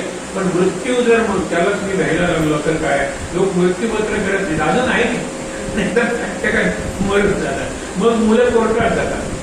मुलं जर शहाणी असली तर मृत्यूपत्र केलं नाही तरी चालतं. मृत्यूपत्र केलं म्हणजे स्वतःला जो काही नोटीस पाठवली त्याचा जवळ आला मृत्यू, असं नाही आहे. हे शहाणपण आहे. बघा, मृत्यूला घाबरतो. त्यामुळे हे सगळं घडतं. चौभूतामध्ये गगन, 4 भूतामध्ये आकाश हे सगळ्यात सूक्ष्म आहे. हे तर आपल्याला पडतं की नाही. तैसे गगनी असे सघन नेतून विचार आता अभन्न गगन आणि वस्तू. ते गगनात सुद्धा काय भरून राहिले तर परब्रह्म भरून राहिले. ते नाही असं काही नाही. आकाश आपल्याला दिसत नाही ना, पण आकाशमध्ये सुद्धा इथर आहे. हल्ली काही जण म्हणतात प्लाझ्मा आहे. अवकाश कशाने भरलेलं नाही आहे, पूर्णपणे पोकळ आहे असं नाहीये. अवकाशात सुद्धा कुठलं तरी तत्व भरलेलं आहे आणि ते तत्व परब्रह्म आहे. हे लक्षात घ्या. परब्रह्माशिवाय काहीही नाहीये. सगळं नष्ट होतं सोडून परब्रह्म. सगळं नष्ट. आपलं काय उरले सांगावं? आपले वडील उरलेले नाही, आपले आजोबा उरलेले नाही, पणजोबा उरलेले नाही, अत्यंत लाडके आजी उरलेली नाहीये. काय उरले आपलं? किती आपल्या जीवनात आपण लोकांना जाताना बघितलंय. आपल्या शरीरात बघितलं तर कुणाचा गॉल ब्लॅडर काढलेली आहे, कुणाचे नीज रिप्लेस झालेले आहे, कुणाचं लिव्हरचा भाग कापलेला आहे. कुठे पूर्णच आपण जन्मलो तेव्हा तसे जन्मलो, वाढलो, जगलो. आपण पूर्ण नसतो. दाताबद्दल तर बोलायला असतो, पण केसाबद्दल बोलायला असतो. एवढे केस असतात आपल्याला. 20-40 जायला लागतात, 60 नंतर विचारू नका. प्रत्येकाचं कसं आहे. म्हणून मी जन्मलो आणि अगदी उमेद होतो, तो मी आता राहिलेलो नाहीये. हे मी त्या पार्टी आय एम डेड हे आपण मान्य करत नाही. 32 दातातले एक जण सांगतो 28 दात म्हणजे कृत्रिम आहेत, म्हणजे गद्या 28 दात मेले आहेत तुझे. तू त्यांना पुनर्जन्म दिलेलं आहे, मेले ते दात. कळत नाही आपल्याला. हे काढून टाकले, ते काढून टाकले, डॉक्टर काढून टाकतात, किडनी सुद्धा काढून टाकतात. पण ती दुसऱ्याला देण्यासाठी काढली तर निदान मी काहीतरी काम केलेलं आहे. पण माझी ती विकृत झाली, त्याला काहीतरी रोग झाला म्हणून काढून टाकले. I minus kidney, I minus teeth, I minus hair, I minus so many things. हे लक्षात घ्या. आणि आय एम प्लस काय सांगू तुम्हाला? मी kidney stone, I am stone plus. Gall bladder मध्ये stone, I am stone plus. हे दगड आहेत ना आज जे वाढतात. I am plus. जी निरनिराळे विषय आहेत, टॉक्सिन्स, आय एम प्लस. निरनिराळ्या प्रकारच्या विकृती आत आहेत, नंतर बाहेर दिसतात. I am plus. आपल्यापैकी प्रत्येक जण हे जातंय तेही तेवढं महत्वाचं नाहीये, जे निर्माण होत आहे तेही तेवढं महत्वाचं नाहीये. जर माझं लक्ष कायम सद्गुरूवर असेल तर. कायम लक्षात ठेवा, कायम सद्गुरू, फक्त सद्गुरू. आता एका मित्राचं सांगत होतो, सहज तो आपले बायकोचं घर आहे ते विकत घेतलं त्यांनी, कारण बाकीच्या भावांकडून स्वच्छ करायला गेला. का कोणा शोधतो म्हणला, मी गाडीतून उतरलो आणि अगरबत्ती घेतली. आता स्वच्छ घर केल्यानंतर अगरबत्तीची काय गरज आहे? पण नंतर म्हणला तिथे एका कोनाड्या मला मूर्ती मिळाल्या देवाच्या, आणि तिच्या आईने किती पारायण केली होती भागवताची, इतर ग्रंथांची. म्हणजे ती जी वास्तू मी का विकत घेतली, नाही तर दुसऱ्याने विकत घेऊन तिथे मोठी इमारत बांधली असती. मला ती वास्तू जपायची आहे, कारण त्या वास्तूमध्ये आध्यात्मिक स्पंदन, व्हायब्रेशन्स आहेत. आणि मग मी म्हणाला काय, मूर्ती वगैरे धुतल्या, स्वच्छ केल्या. तो एक पाठ होता चौरंगासारखा, तो स्वच्छ केला, त्याच्यावर ठेवल्या. आता लक्षात आलं की अगरबत्ती महाराजांनी का घ्यायला सांगितली. अगरबत्ती गाडीतच होती. मी परत गाडीकडे गेलो, सुंदर आरती केली, एक माळ जप केला, मला फार बरं वाटलं. घर रिकामं नाही केलं, मी भरल्यासारखं केलं. हा भाव आहे ना, तो मला सहज सांगतो, महाराज किती विचार करतात. त्याला माहित होतं मूर्ती मला सापडणार आहे, आणि मला चुरचुरे लागले असते. जो दुकान नाही म्हटला, वेळगे वगैरे भागात देतात, दुकान नाही तो. मी कुठून आणली असते अगरबत्ती? रेडी घेतली. का घेतली? कारण नंतर कळलं. म्हणून बघा की जे जे आपण करतो ती सगळी सद्गुरूंची इच्छा आहे, हे जर मानलं, हे परब्रह्म वगैरे फार दूरचं वाटतं. गुरु तरी आहेत ना, मी महाराजांची इच्छा आहे, मी श्वास घेतली, माझ्या सद्गुरूंची इच्छा आहे, बस. हे समजलं की सगळंच होईल. माझा श्वास महाराजांच्या मुळे चालू आहे. ज्यावेळेला महाराज म्हणतील आता वास संपला श्वास, ज्यावेळेला महाराज म्हणतील करायचं, तोपर्यंत चालू राहणार नाही. हे विचार करा तुम्ही, महाराजांशिवाय काहीही नाहीये. काही म्हणजे अक्षरशः काहीही नाही. की इतके आत म्हणतात ना, टू द बोन मॅरो, आत टू द सेल्स, माझ्या शरीरात पेशी आहेत, इथपर्यंत ही श्रद्धा केली पाहिजे. काही महाराजच फक्त आहे. माझं सगळं हात हलवणं, माझं सगळं करणं, श्वास घेणं महाराज करतात, म्हणजे सगळं महाराज करतात. पुढे बघा, पृथ्वी रचते आणि खचते, येतो प्रक्रियास येते, नाना रचना होत जाते सृष्टीमध्ये, म्हणून रचते ते खचते, आपते आटवून जाते, तेही प्रकटवून भिजते, वारेही राहे, अवकाश नाममात्र राहे, तेही विचारिता म्हणजे विचार करता न राहे. त्याला ब्रह्माने शोषून घेतलेला आहे. म्हणजे शेवटी उरलं काय, एवं पंचभूतिकर राहे हेतो घरे ना. पंचमा भूता किती मोठा वाटला ते काही नाही, हेतो घडे ऐसा पाचा भूतांचा विचार. नाशिवंत हा निर्धार, पंचमा भूत ही नाशिवंत आहेत. लक्षात ठेवा किती नाशिवंत आहेत. जेवढच्या खूप वर्ष जगतील ना ते, परंतु नाश होणार आहे, त्याचा प्रलय होणार आहे. ही सृष्टी संपणार आहे, नवीन सृष्टी निर्माण होणार आहे. नवीन सृष्टी निर्माण होणार हा ऑप्टिमिझम आहे, आशावाद आहे. ही सृष्टी संपणार आहे, हा रिअलिझम आहे, हा वास्तववाद आहे. मी खरंच कमी नुसत्या स्वप्नात गुंतले ना, आणि त्या स्वप्नातून अहंकार, माझी गाडी, माझं घर, माझी बायको, माझा नवरा, माझी मुले, काय काय माझं म्हणता तुम्ही. माझं आहे ते माझं नाहीये, मी नाहीये. पुढे बघा, पुढे झाला शत्रू. ऐसा पाचा भूतांचा विचार, नाशिवंत हा निर्धार, शाश्वत आत्मा निराकार सत्य जाणावा. सहभूतामध्ये गगन, तैसे गगनी आहे सघन, नेहत नीट विचार करून पाहता अभिन्न गगन आणि वस्तू म्हणजे परब्रह्म, वस्तू म्हणजे आत्मवस्तू, वस्तू म्हणजे परमात्मा वस्तू, वस्तू म्हणजे थिंग नव्हे. वस्तू या शब्दाचा अर्थ आहे अखंड वसून असते ती वस्तू. आपलं काय अखंड वसून आहे सांगा बरं? काही नाही. आपण याला ही वस्ती ती वस्ती नाव देतो, कुठलीही वस्ती अखंड नाहीये, फक्त एकच आहे, परमेश्वर आणि सद्गुरू अखंड आहे, त्याला वस्तू म्हणलेलं आहे. म्हणून काय सांगितलेलं आहे, गगन आणि वस्तू हे त्यातल्या त्यात जवळचे आहेत. देहा वेगळा वायू न करी, वायू वेगळा देह न करी. वायू म्हणजे श्वास काढून टाकला नाही ना, श्वासाशिवाय देह नाही, देहाशिवाय श्वास नाही. देह नसला तर श्वास कसा चालू राहणार होता सांगा बरं?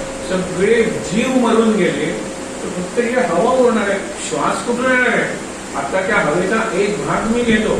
आपण सगळेजण आता हा जो मंडप आहे ना, त्या मंडपाच्या हवेचा श्वास घेतोय, मंडपातल्या हवेचा घास घेतोय. हे जर लक्षात घेतलं तर आपल्याला या मंडपाबद्दल कृतज्ञता जास्त वाढेल. ती सगळ्यात महत्वाची. त्यानंतर सहभूता म्हणून करता नव्हे की आपण, तेथे भोगता. लक्षात ठेवा की एका वेगळे एक काही नाही. करता आपण ऐसे म्हणावे तरी आपले इच्छेसारखे व्हावे, इच्छेसारखे न होता मानावे अवघेच राव नाही वाव. चुकून राव झाले, वाव वाव म्हणजे खोटं, सगळं खोटं आहे, टिकणारं काहीही नाही आहे. आणि त्यामुळे काय, माझी इच्छा म्हणलं तर सगळं तुझ्या इच्छेप्रमाणे झालं पाहिजे. तुम्हाला खरं सांगू का, आपल्या इच्छेप्रमाणे जवळजवळ काही होतं ते बरोबर होतं, ते प्रमाण तेवढं राहत नाही, तो प्रकार कसा असत नाही. मग आपण काय गोड मानतो हे लक्षात घ्या. म्हणून काय हे वाक्य फार महत्वाचं आहे. करता आपण ऐसे म्हणावे. शेवटून चौथी ओळ आहे, 13वा दशक आहे, 6वा लघु ओळ आहे. करता आपण ऐसे म्हणावे तरी आपले इच्छेसारखे व्हावे, इच्छेसारखे न होता मानावे अवघेच वाव म्हणजे खोटे, राव नाही, अवघेच खोट आहे, काही अर्थ नाही. म्हणून करता नव्हे की आपण, हे पहिल्यांदा लक्षात घ्या. मी करता नाहीये. कारण मी जर करता असतो तर सगळं मी माझ्या मनासारखं केलं असतं. किंवा याच्यात अडचण काय आहे, मी माझ्या मनासारखं करणार, तू तुझ्या मनासारखं करणार. माझ्या मनासारखं म्हणजे मला लॉटरीचं तिकीट लागलं पाहिजे, तुझ्या मनासारखं म्हणजे लॉटरीचं तिकीट लागलं पाहिजे, त्याच्या मनासारखं म्हणजे लॉटरीचं तिकीट लागलं पाहिजे. किती जणांना लागणार आहे ते? माझ्या मनासारखं पहिला नंबर आला पाहिजे, पहिलं बक्षीस मिळालं पाहिजे. तुझ्या मनासारखं तेच आहे, किती जणांना पहिला नंबर मिळणार आहे? विचार करा तुम्ही. आपल्या मनासारखं काही होत नाही, यात आपलं आणि इतरांचं कल्याण आहे. ते लक्षात ठेवा.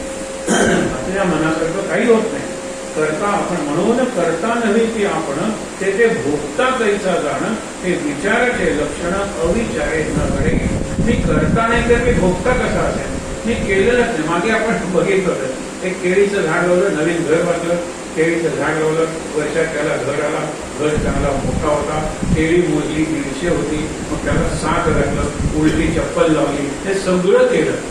आणि आता उद्या रविवार आहे, आपण आणवळ यादी यांनी किती दिलं ते? देशांनी 4 केळी दिली होती, 4 केळी दिली होती. नायकांनी किती दिली होती? 5 दिली होती, 5 दिली होते. कामतांनी 2 दिली होते. हे सगळ्याप्रमाणे आता 150 निश्चित झाला. त्याच्यात उरलेले मग आता 2 देवाला. पहिली 2 देवाला का नाही दिली? वाटणी करताना देव आठवतच नाही, आठवलं तर चांगली गोष्ट आहे. पहिली 5 आपण देवाला दिल्या. असं करता करता सकाळी तो मुलगा उठतो, बाबा उठा, आज घर कापायचंय, तर रात्री चोरून गेलेलं असतं. लक्षात घ्या. ती यादी, ते डिस्ट्रीब्युशन, त्याला काही अर्थ उरलेला नाहीये. पण मुलगा म्हणतो की बाबा एवढा आकांत आहे, चोर वगैरे सगळे शेजाऱ्याशी बोलतो, तक्रार केली पाहिजे, पोलिसांना सांगितलं पाहिजे. दुसरं म्हणतो की पोलिसांची चौकी पासून चोऱ्या वाढली. ती गमतच नाही. जाऊ दे, काय सांगायचं. या सगळ्या गमतीच्या गोष्टी आहेत. मुलगा आता त्याला तो प्रश्न विचारतो, बाबा तुम्ही करता म्हणता, या केळीच्या घराचा करता तुम्ही होता, या केळीच्या झाडाचे करते तुमच्यापासून जसा मी झालो तसे केळमी झालं होतं का? नाही. ते तुम्ही ज्या जमिनीत झालं होते ती तुमच्यापासून झाली होती का? त्याला पाणी गेलं होतं ते तुमचं होतं का? ते ज्या अवकाशात वाढलं स्पेसमध्ये ती तुमची होती का? त्याला चांगलं वाढावं म्हणून सारं वगैरे घातलं ते तुमचं होतं का?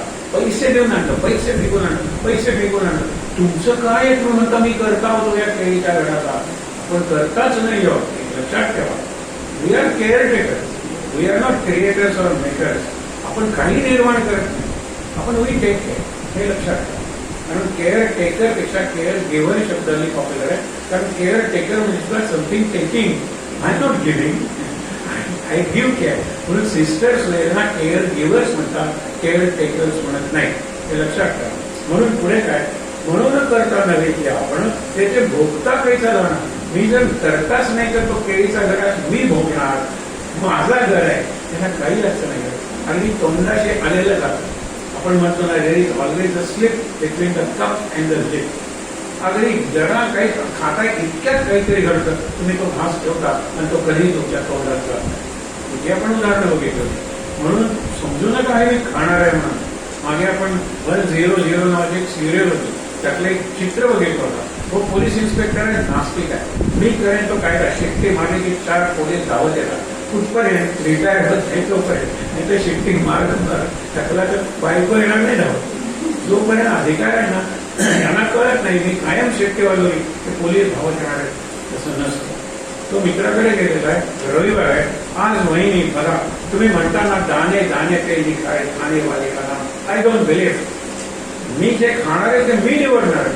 म्हणून ती म्हणाली बरं झालं भाऊजी आला, आज गुलाबजामुन केले. गुलाबजामुन उचलतो, बघा वहिनी याच्यावर माझं नाव लिहिलंय की नाही, पण मी खातोय. इतकी कर्कश बेल वाजते की त्याच्या हातात गुलाबजामुन तिथे राहतो, दाढ घालतो. 3 पोलीस धावत येतात आणि म्हणतात साहेब लगेच चला, ट्रिपल मर्डर झालेला आहे. हा गुलाबजामुन ठेवतो आणि महिना करतो, मी तो पंचनामा करून घेईन आणि खाणारा मीच खाणार हा आणि जातो. परत येतो काही तासानंतर, बहिणी माझा गुलाबजामुन, बहिणी त्याला गुलाबजामुन देतो. तुम्हाला सांगितलं ना, काही नसतं, मी ठरवणार. खाल्लात ना भाऊजी, कसा होता आता सांगते. तुम्ही गेला, दार लावायला मी गेले तर तुमचा गुलाबजामुन घरातल्या मांजरानं खाऊन टाकला. हा नाहीये तो, हा जो नाहीये त्याला म्हणतो is it so, it is so. हे लक्षात घ्या. इज इट सो नाही, इट इज सो. काय नाही माझ्या हातात. मग यांच्या हातात सगळं गेलं की मी सुटलो की हो, मी अत्यंत आनंदात आहे, मुक्त आहे. नाही, रिझर्वेशन झाल्यानंतर तिकीट मिळतं, जागा मिळतेच असं नाही, यांच्या हातात आहे. रिझर्वेशन न करता आपल्याला गेल्या वेळेला जागा मिळाली होती, आहे ना, हे लक्षात ठेवा ना तुम्ही. Count positive, always we count negative आणि सगळं नकारात्मक बघून राहतो. यांच्यावर तिकीट काढलं यांच्याकडे, आणि तुम्ही मला लॉटरीचं तिकीट ठेवलं, काय उपयोग झाला? अरे तर तुम्हाला लॉटरी मिळणं म्हणजे कुटुंबाचा सत्यानाश आहे, त्यांना माहित आहे. तुम्हाला एक सांगतो, महाराष्ट्रात 1,00,000 रुपयाची लॉटरी झाली होती, 100 जण लखपती झाली अशी बातमी आली. म्हणजे 100 फॅमिली ते तिकीट लागलं, 1-1 लाख रुपये. त्यावेळेस 40-50 वर्षापूर्वीची गोष्ट आहे. एका वर्तमानपत्राचा प्रतिनिधी 100 घरात गेला इंटरव्ह्यू घ्यायला.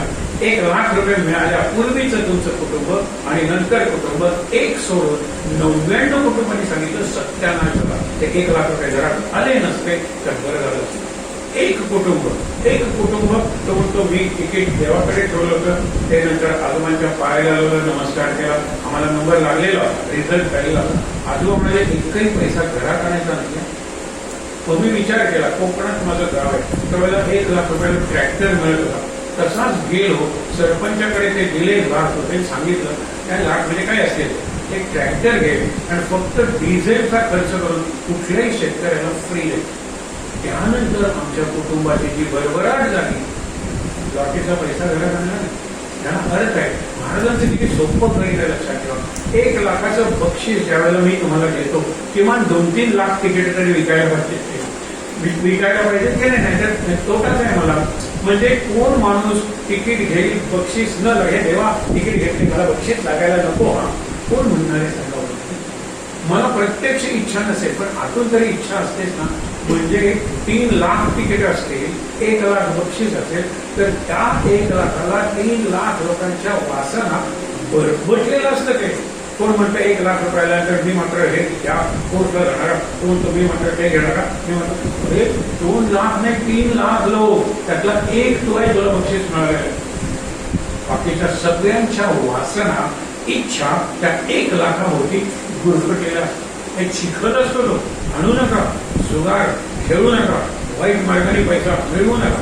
कोणाचंही कल्याण झालेलं, कोणाचंही. विचार करा तुम्ही आता. म्हणजे सांगतात प्रत्ययास मुली जे न्याय, अप्रत्यय तो अन्याय. जात्यान असं परीक्षा काय नाना रत्नांची. जो जात्याने जन्मता अंधळा आहे त्याला रत्नांची परीक्षा काय असणार आहे सांगा बरं. तसं तुम्ही अंधळे बनू नका, बहिरे बनू नका. काही ना काहीतरी विचार करा. जरी अंधाळा असला, बहिरा असला तरी मेंदू ऍक्टिव्ह आहे ना त्याचा. उलट अशा माणसांचा मेंदू जास्त ऍक्टिव्ह असतो, ते चांगला विचार करू शकतात. आंधळ्या माणसांनी संगीत दिलेलं आहे. रामायणाचं संगीत त्या रवींद्र जैनचं होतं, आणि रवींद्र जैन हे आंधळे होते. आंधळ्या माणसांनी अत्यंत चांगलं वाङ्मय निर्माण केलेलं आहे. ऍट द एज ऑफ 28 एक मुलगा बर्ट्रांड रसेल, म्हणजे त्यावेळेचा सगळ्यात बुद्धिमान माणूस जगातला, त्याच्याकडे जातो. बर्ट्रांड रसेलला आवडत नाही, पण तो बोलत नाही. गॉगल घालून तिकडे मोठ्या माणसाकडे जाताना गॉगल हॅट काढून जायचं. गॉगल घालून आहे तो ही हॅज नो मॅनर्स. काय काम आहे माझ्याकडे? तो म्हणतो I have written my autobiography. तो म्हणतो you are young, below 30, still you have written autobiography. Autobiography म्हणजे आत्मचरित्र 60 वर्षानंतर लिहायचं. तू तर 30 वर्षापेक्षा आहे. काय आहे ते तिथे ठेव, मला वेळ मिळाला तर वाचेन आणि नंतर काय करायचं. म्हणतो I will come after 15 days. 15 दिवसानंतर येतो पुन्हा गॉगल घालून. तो म्हणतो I had no time but come after 15 days. असे 2-4 वेळा तो त्याला परत बोलवतो. ज्या वेळेला बोलवतो त्यावेळेला तो म्हणतो I have written preface to your autobiography. त्याचं नावच आहे फेस टू फेस. आम्ही आंधळी माणसं, we easily come face to face.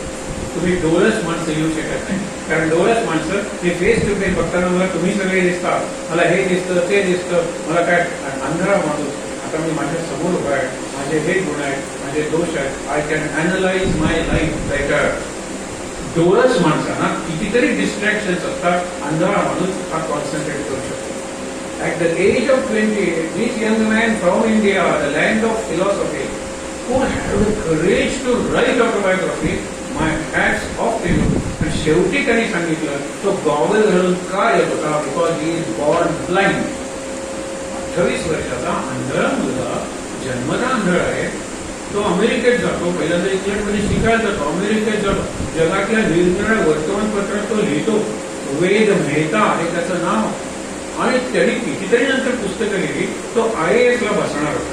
त्या IAS म्हणाले की आमचा नियम आहे की कलेक्टर वगैरे अंधारा कसा चालेल बघा. त्यावेळेला तो म्हणाला की मला कळली तुमची अडचण काय, माझे पेपर्स कोण तपासणार, आय एम रायटिंग फिलॉसॉफी. आणि त्याचं दुसरं पुस्तक होतं फ्लाय अँड फ्लाय बॉटल. संपूर्ण जग ही मोठी बाटी आहे, त्याच्यात कोट्यवधी लोक भरलेले आहेत खर्च. त्या बाटीचं बूच आहे ना, आपण म्हणतो लिक गुड्डी, ते जरा टिंटिंग आहे. आणि या सगळ्या ज्या फ्लाईज आहेत आपल्या एकमेकाशी संघर्ष करत आहेत तिथून बाहेर पडण्यासाठी. आणि तिथून बाहेर पडला तो मुक्त झाला. लाखोत एखादा मुक्त होतो. The fly and the fly bottle. विषय काय?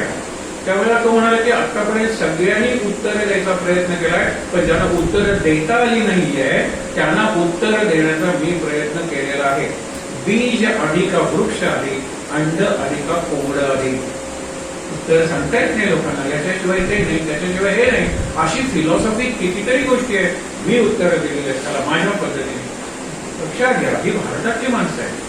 भारत आता तो गेला भारतात परत अमेरिकेत, कारण इथे त्याला काही स्कोप दिसला नाही. कारण प्रत्येक जण म्हणाले आम्हाला नको, आम्हाला नको, अंधार म्हणून. खरं म्हणजे तो अत्यंत बुद्धिमान माणूस आहे. He can challenge me in my authority. I don't want anyone to share my authority. माझा अधिकार कोणी खावा मला आवडणार नाही. बघा पुढे, म्हणून ज्ञाता धन्य धन्य. जो ज्ञानी आहे ना त्याला मग डोळे कान नसले तरी चालतात, मेंदू आहे ना त्याचा उपयोग करून सांगता येते सगळं. ज्ञाता ज्ञान हे बघा. म्हणून ज्ञाता धन्य धन्य जो निर्गुणेशी अनन्य. जे सगुण म्हणजे दिसत आहे आणि निर्गुण म्हणजे दिसत नाही ते. ही सगळी पृथ्वी, त्याच्यावरची घरं, वाहनं, आपण सगळे ते कशावर अवलंबून येतो? एक तत्व आहे ग्रॅव्हिटेशन, जे दिसत नाही. ग्रॅव्हिटेशन नसतं तर पृथ्वी शक्य होती का? हे पृथ्वी एकमेकावर आपटून तेव्हाच तरी असेल. चंद्राला ग्रॅव्हिटेशन आहे, मार्सला ग्रॅव्हिटेशन आहे, सगळ्याला आहे. ते एका कक्षेत व्यवस्थित सूर्यावरती फिरतायत. ते ग्रॅव्हिटेशन आहे म्हणून झाडांची मुळं घट्ट धरली जात आहेत. इमारतीची बुनियाद म्हणतो ना, पाया, फाउंडेशन घट्ट धरला जातोय. आपले पाय घट्ट धरले जात आहेत. ते केव्हा ओढून गेलो असतो? हा मंडप आहे तिथे आहे नाही आहे. कारण आपण सुरुवात केली तेव्हा इथे होता पृथ्वीचा वेग एका सेकंदाला काहीतरी 1000 किलोमीटर जर धरला तर किती आपण गेलोय स्पेसमध्ये. आपण आहोत तिथे नाही आहोत हे लक्षात घ्या. कधीच नसतो. मग आहोत तिथे मी कसं राहणार आहे? मनाच्या मन तर भरकटतं बुद्धीच्या पातळीवर. म्हणून स्थितप्रज्ञ हा शब्द आहे. प्रज्ञा म्हणजे बुद्धी आणि स्थित म्हणजे स्थिर. स्टेडी माइंड, इक्विलिब्रियम आपण म्हणतो, equal balance of mind. Mind म्हणजे इंटेलिजन्स, बुद्धी स्थिर राहते. आणि मग शेवटी सांगितलेलं आहे आत्मनिवेदने मान्य परम पुरुष. मान्य लोकांना आवडतो, आत्मनिवेदन झालेलं आहे, त्याला हे सगळं कळलेलं आहे. हे काही खरं नाही आहे. हे खरं नाही म्हणजे खोटं कसं? खरं नाही म्हणजे खोटं कोणी सांगितलं? हे बदलत आहे, अनित्य आहे. सत्य म्हणजे न बदलणार आणि अनित्य म्हणजे कायम बदलणार. बरोबर आहे ना? सत्याच्या विरुद्ध असत्य नाहीये, तर अनित्य आहे. काय जे दिसतं ते अनित्य आहे. तुम्ही सांगा बरं. आम्ही नेहमी म्हणतो हे वाक्य लोकांना आवडत नाही, पण पटतं नंतर की 7 दिवसाचा हे 2 दिवस आपण आहोत, 1.5 दिवस, हे 1.5 दिवसाची प्रवचन. हे 1.5 दिवसाने आपण म्हातारे नाही झालो. आपल्या आयुष्यात ते आयुष्य किती आहे माहित नाही, पण -1.5 डेज आपल्यापैकी प्रत्येकाचं झालंय. हे तरी मान्य करायला पाहिजे. We are changing, nothing is constant. म्हणजे कॉन्स्टंट आहे त्याला आपण गुरु मानलेला आहे, सद्गुरु मानलेला आहे. हे कॉन्स्टंट आहे. हे महाराज आले गेले, बरोबर आहे ना, देहाच्या पातळीवर. महाराज म्हणजे जे चैतन्य आहे त्याला आपण ब्रह्मचैतन्य म्हणतो. त्याच्या पायाशी बसतो. चैतन्याला पाय नाही येतात, बरोबर. चैतन्य शक्ती आहे ती तुमच्या माझ्यात सगळीकडे भरलेली आहे. आपण समजून घेतोय. त्याला पुढचा समाज होऊया. समाज जो आहे पुढचा, आता जरा चांगले समाज आहेत, सोपे समजायला. परंतु प्रत्यय म्हणजे अनुभव. आता जे सगळं सांगितलं ना त्याचा जर अनुभव घेतला कसा घ्यायचा बघा. निर्मळ निश्चळ निराभास तयास दृष्टांत आकार.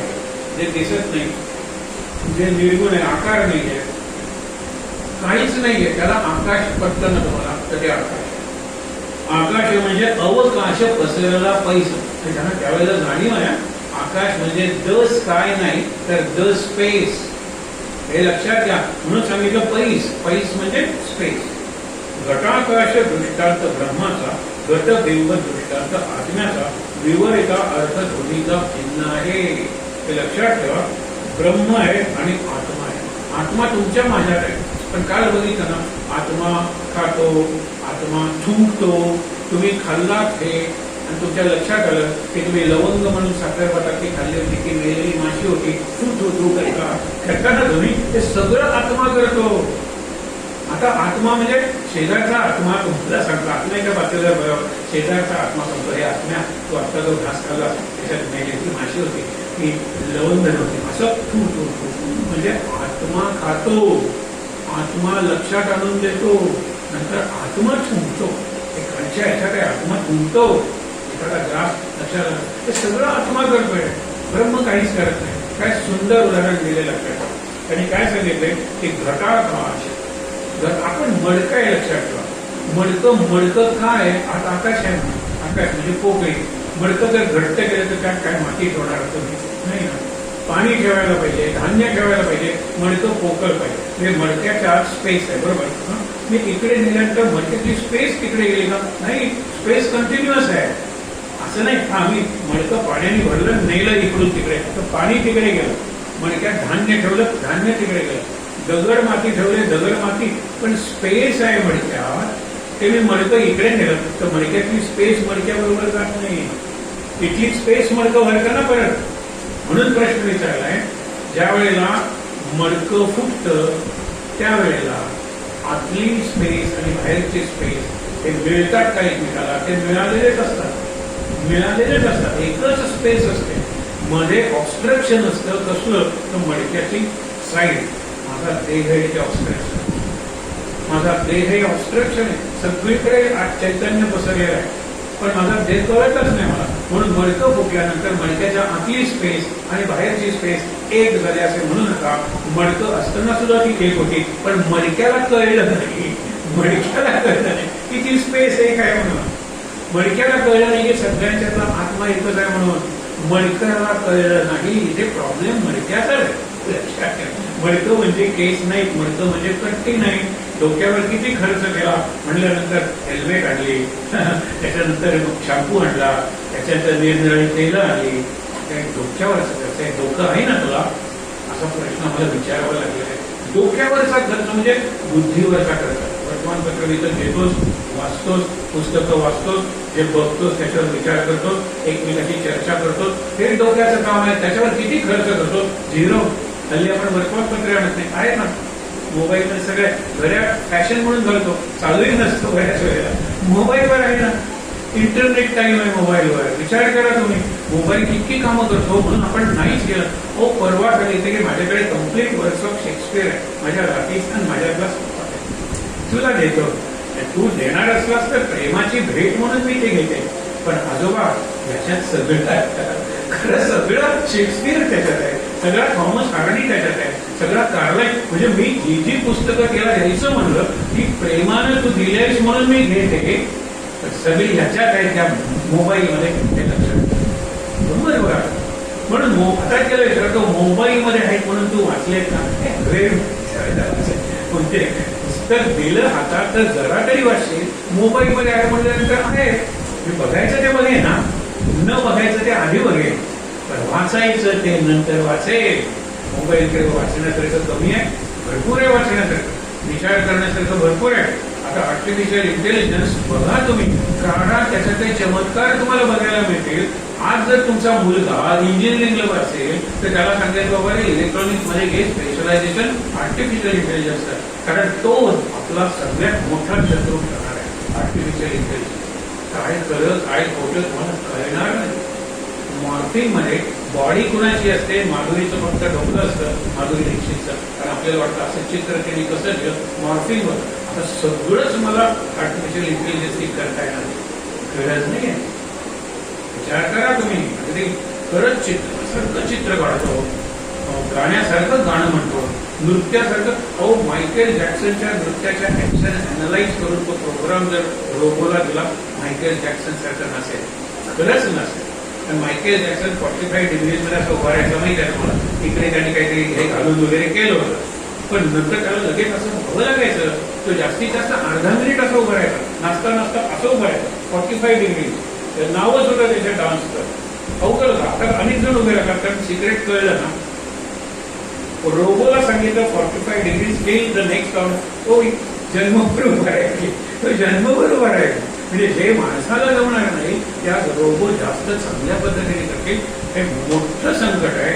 एक एम्प्लॉयमेंटवरचं, दुसरं माझ्या क्रिएटिव्हिटीवर अटॅक आहे. असं ते लक्षात ठेवा.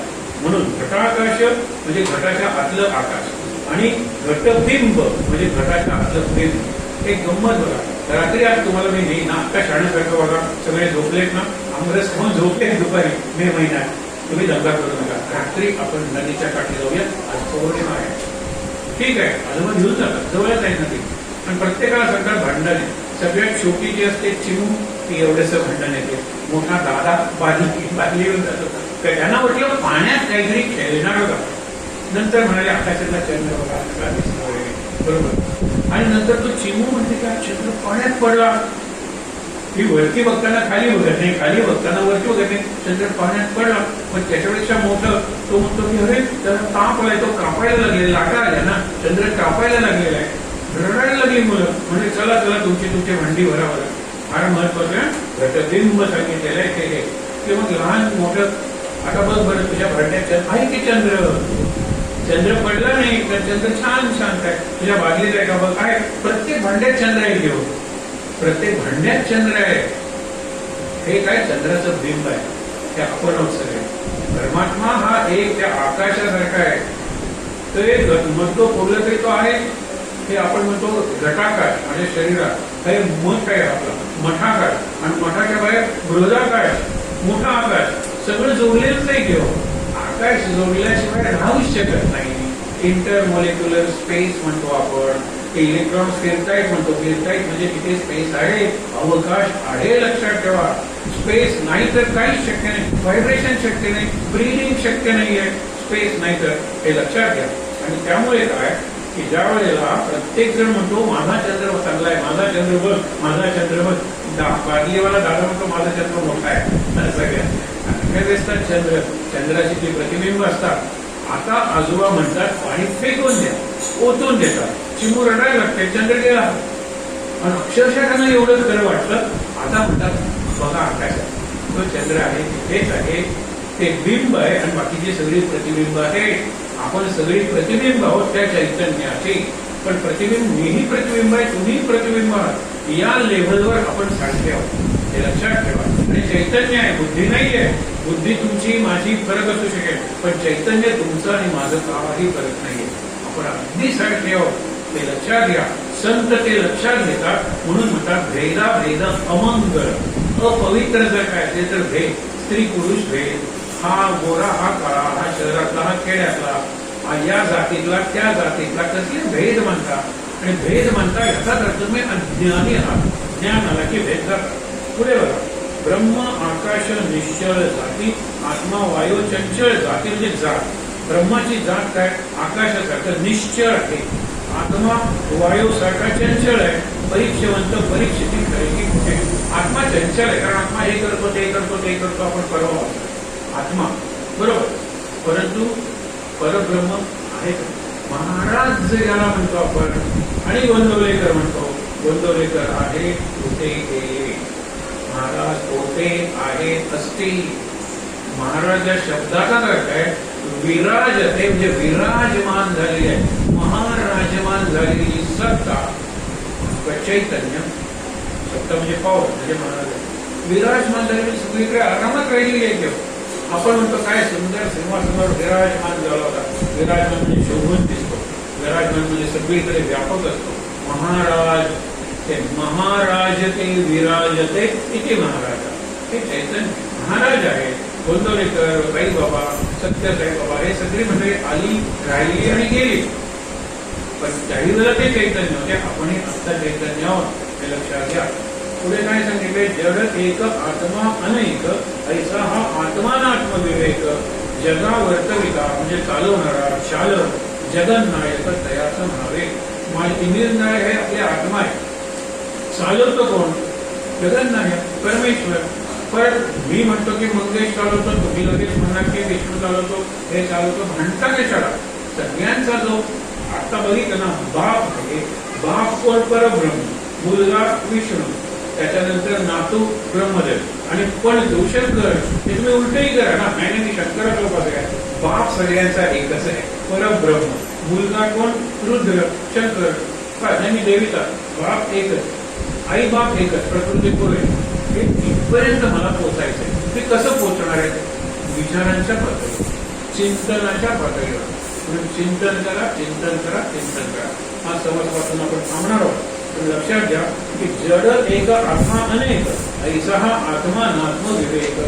काल बघितलं ना, जड अनेक आहे, घर अनेक आहेत, घर जड आहे. आपला देह अनेक आहेत, तर आपले कपडे अनेक आहेत, तर एकाच माणसाचे कपडे अनेक आहेत, तर पण जे जड नाही ते एकच आहे, ते अनेक असणंच नाही. म्हणून जड नाही तो परमेश्वर एकच आहे. तुम्ही त्याला गॉड म्हणा, अल्लाह म्हणा. अल्लाह म्हणण्याने तो बदलणार नाही, गॉड म्हणण्याने बदलणार नाही, परमेश्वर म्हणण्याने बदलणार नाही, एकच आहे. मी म्हणतो अल्लाह, ठीक आहे ना, अल्लाह इज ऑल, बरोबर. तो म्हणतो गॉड, गॉड इज ऑल. मी म्हणतो परमेश्वर, परमेश्वर इज ऑल. ऑल मध्ये कुठे भांडण आहे सांगा बरं? हे शब्द बदलले.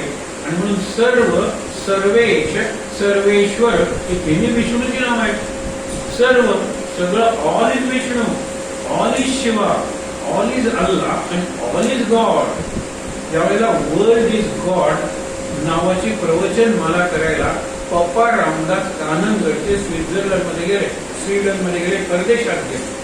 तिथे त्या पादऱ्यांनी त्यांना ऑब्जेक्शन घेतलं, how can world be God? World मरणार आहे, वर्ल्ड नाचणार आहे, world can be corrupt, God is above, world cannot be God. पण तो गॉड इज वर्ल्ड मान्य आहे तुम्हाला? God is definitely world, no? God is everywhere, God is all time. So God is world मान्य आहे ना? आता म्हणा बरं, God is world is, God is world is. तुम्ही गॉड इज वर्ल्ड, गॉडला म्हणता, मी वर्ल्ड इज गॉड म्हणतो. चालू ठेवा ना तो मंत्र. World is God is, world is God is, world is God, world is God. मी तेच तुम्हाला सांगायला आलेलं आहे. गॉड इज वर्ल्ड म्हणून फक्त रविवारी प्रार्थना करायची मान्य नाही. अनेक ख्रिश्चनांना परदेशात गोव्यात लाट उठेल, पण हे कॅथलिक आहे. कॅथलिक म्हणजे मेंढर, विचार करणारी प्रोटेस्टंट आहे. अमेरिका, जर्मनी एवढी मंडळी प्रोटेस्टंट आहे, विचार करणारे. ते म्हणाले मला एव्हरी ब्रेथला मला गायडन्स पाहिजे. Only Hinduism can give that guidance. त्यांचा अनुभव आहे. हा कुठल्याही क्षणी माझा श्वास चालू आहे ना, हरे कृष्ण हरे राम हरे कृष्ण हरे Ram, I have guidance from within. तिकडे गायडन्स साठी जा, कुठे? रविवारी. तिकडे गायडन्स साठी जा, शुक्रवारी मशिदीत. सगळ्यात भयंकर काय माहिती आहे ना, मशिदीत आज जाताना शांत असतात, बाहेर आल्यानंतर भयंकर बनतात. कशी प्रेयर आहे सांगा बरं? भयंकर. मुसलमान पोलिसांना इमर्जन्सी असते एव्हरी फ्रायडे, म्हणजे बाहेर बसलेले असतात. आज जाताना शांत आहे, बाहेर येताना हे जायचे, ते फोडतील, ते फोडतील. कसला डर? मार्गदर्शन नाहीये. म्हणून बुद्धिझम आणि हिंदुइझम पॉप्युलर आहे. Hinduism is more popular thanks to Hare Krishna हरे राम. मला प्रत्येक श्वासाला गायडन्स आहे हिंदू धर्मात. पण इकडचा गायडन्स पुढच्या रविवारी येईल, पुढच्या रविवारी ये आणि बुधवारी कन्फेशन कर. तुम्ही मुद्दामून चर्चमध्ये वगैरे कन्फेशनची जी विंडो असते त्याच्यात जळमट गेलेली असते. No one confess. त्या फादरची काय लायकी आहे, त्या फादरच्या भानगडी मला माहिती आहे. मी कशाला कन्फेस करू? आणि तो फादर काय कॉन्फिडेन्शियल होणार आहे? नाही. आणि कन्फेशन नाहीच आहे. कुणासमोर मी कन्फेस करू? त्याच्यापेक्षा आपण आत्मनिवेदन करा. महाराजांना सांगा तुम्ही, महाराज माझे चुकलं, मला ते करायचं नव्हतं, माझ्याकडून ते घडलं, आता मला मार्ग दाखवा, मी काय करू? महाराज म्हणते तू त्याचे ते त्याला बसवून 50 रुपये देत होते, त्याला निदान 51 रुपये नेऊन दे. या ना त्या स्वरूपात त्याला नकार नाही. त्याला कळतात का मला? अरे मुलीला बघते काय, मुलीला पहिला नंबर मिळाला कॉन्वर इलोकेशन मध्ये, माझ्याकडे 51 रुपये पोहोचव त्याच्या घरात, तुला शांत वाटत. हे कायम गायडन्स आहे. एनी टाइम आत्मनिवेदन. निवेदन इज कम्युनिकेशन. कम्युनिकेशन विथ सद्गुरू. मी आता तुमच्याशी कम्युनिकेट करतो, बरोबर आहे ना? कम्युनिकेशन विथ ह्युमन बिंग आणि कम्युनियन विथ सद्गुरू. युनियन आहे. अद्वैत आहे. मी महाराजांना सांगताना आता मी आणि महाराज एकरूप होऊन जातो, ते खरं आहे, लक्षात ठेवा, ते खरं आहे. आणि मी तुम्हाला सांगताना एकरूप झाले तर तुम्हाला चांगलं कळेल. विचार करा, एकरूप झालो नाही तर आपल्याला कळणार नाही. महाराज ही शक्ती अशी आहे की तू त्यांच्याकडे बघ, तू त्यांच्याशी बोल, एकरूप होऊन जायला पाहिजे. शेवटी काय सांगतात ते बघा, निस्संदेह म्हणून अर्थ चालिका, निस्संदेह अर्थ चालिका तरी आत्मा निस्संदेह झाला. अनुमान करते झाला, अनुमान वृत्ती, अनुमान करते. अनुमान आणि निसंशय प्रमाण. प्रमाण अनुभव एक आहे, दुसरा अनुमान. अनुमान इज इन्फरन्स. तर काय, ज्या ठिकाणी धूर येतोय ना त्या ठिकाणी आग असली पाहिजे. मी जाऊन बघतो, धूर काय आगीतनीच निर्माण होतो असं नाही. बऱ्याच वेळेला धुकं असतं, केवळ जोरासारखं दिसतं. आपण जातो घाटातून त्यावेळेला वर येताना आपल्याला धूर वाटतो, ते धुकं असतं, काही असू शकतं, पण हा अनुमान आहे. पण प्रत्यक्ष जाऊन बघितल्यानंतर अरे हे धूर आहे, कारण की ते कोणीतरी आग पेटवलेली होती. प्रमाण आहे. प्रमाण म्हणजे प्रूफ. आणि इन्फरन्स म्हणजे फक्त तर्क करू नका, आत्म्याबद्दल तर्क करू नका सांगितलं. निस्संदेह म्हणजे तर्क नाही, निस्संदेह अर्थ काढलेला तरी आत्मा निस्संदेह झाला, अनुमान वर्ते झाला. अनुमानाने तर तो अनुमान रूपी होतो. अनुमान होत नाही, लक्षात ठेवा. म्हणणारा अनुमान नाही, अनुमानाचं सगळं प्रत्यक्ष, सगळं दिसतं ना करा, हे लक्षात घ्या. जे जे देखील आणि आई केले ते अंतरी आत सुदृढ बैसले, हित अनेक परीक्षले परीक्षण. जे मी बघतो ऐकतो ते सगळं आत बसतं. म्हणून आपण रील्स बघतो ना हल्ली, शॉर्ट्स, त्याच्यावर युट्यूबवर वगैरे सगळं आत जाऊन बसतं. त्यातलं योग्य काय, अयोग्य काय, काय काढून टाकायला पाहिजे, काय टिकवायला पाहिजे, हे परीक्षवंत झालं. परीक्षवंत विचारवंत, thinker, you have to think. आणि एकदा कळलं की हे काढून टाकायचे, दुसऱ्या दिवशी बघता कशाला, नाही तर रोज आज हरवायचं, झाडून काढून टाकायचं. झाडू, नाम हा सुंदर झाडू आहे.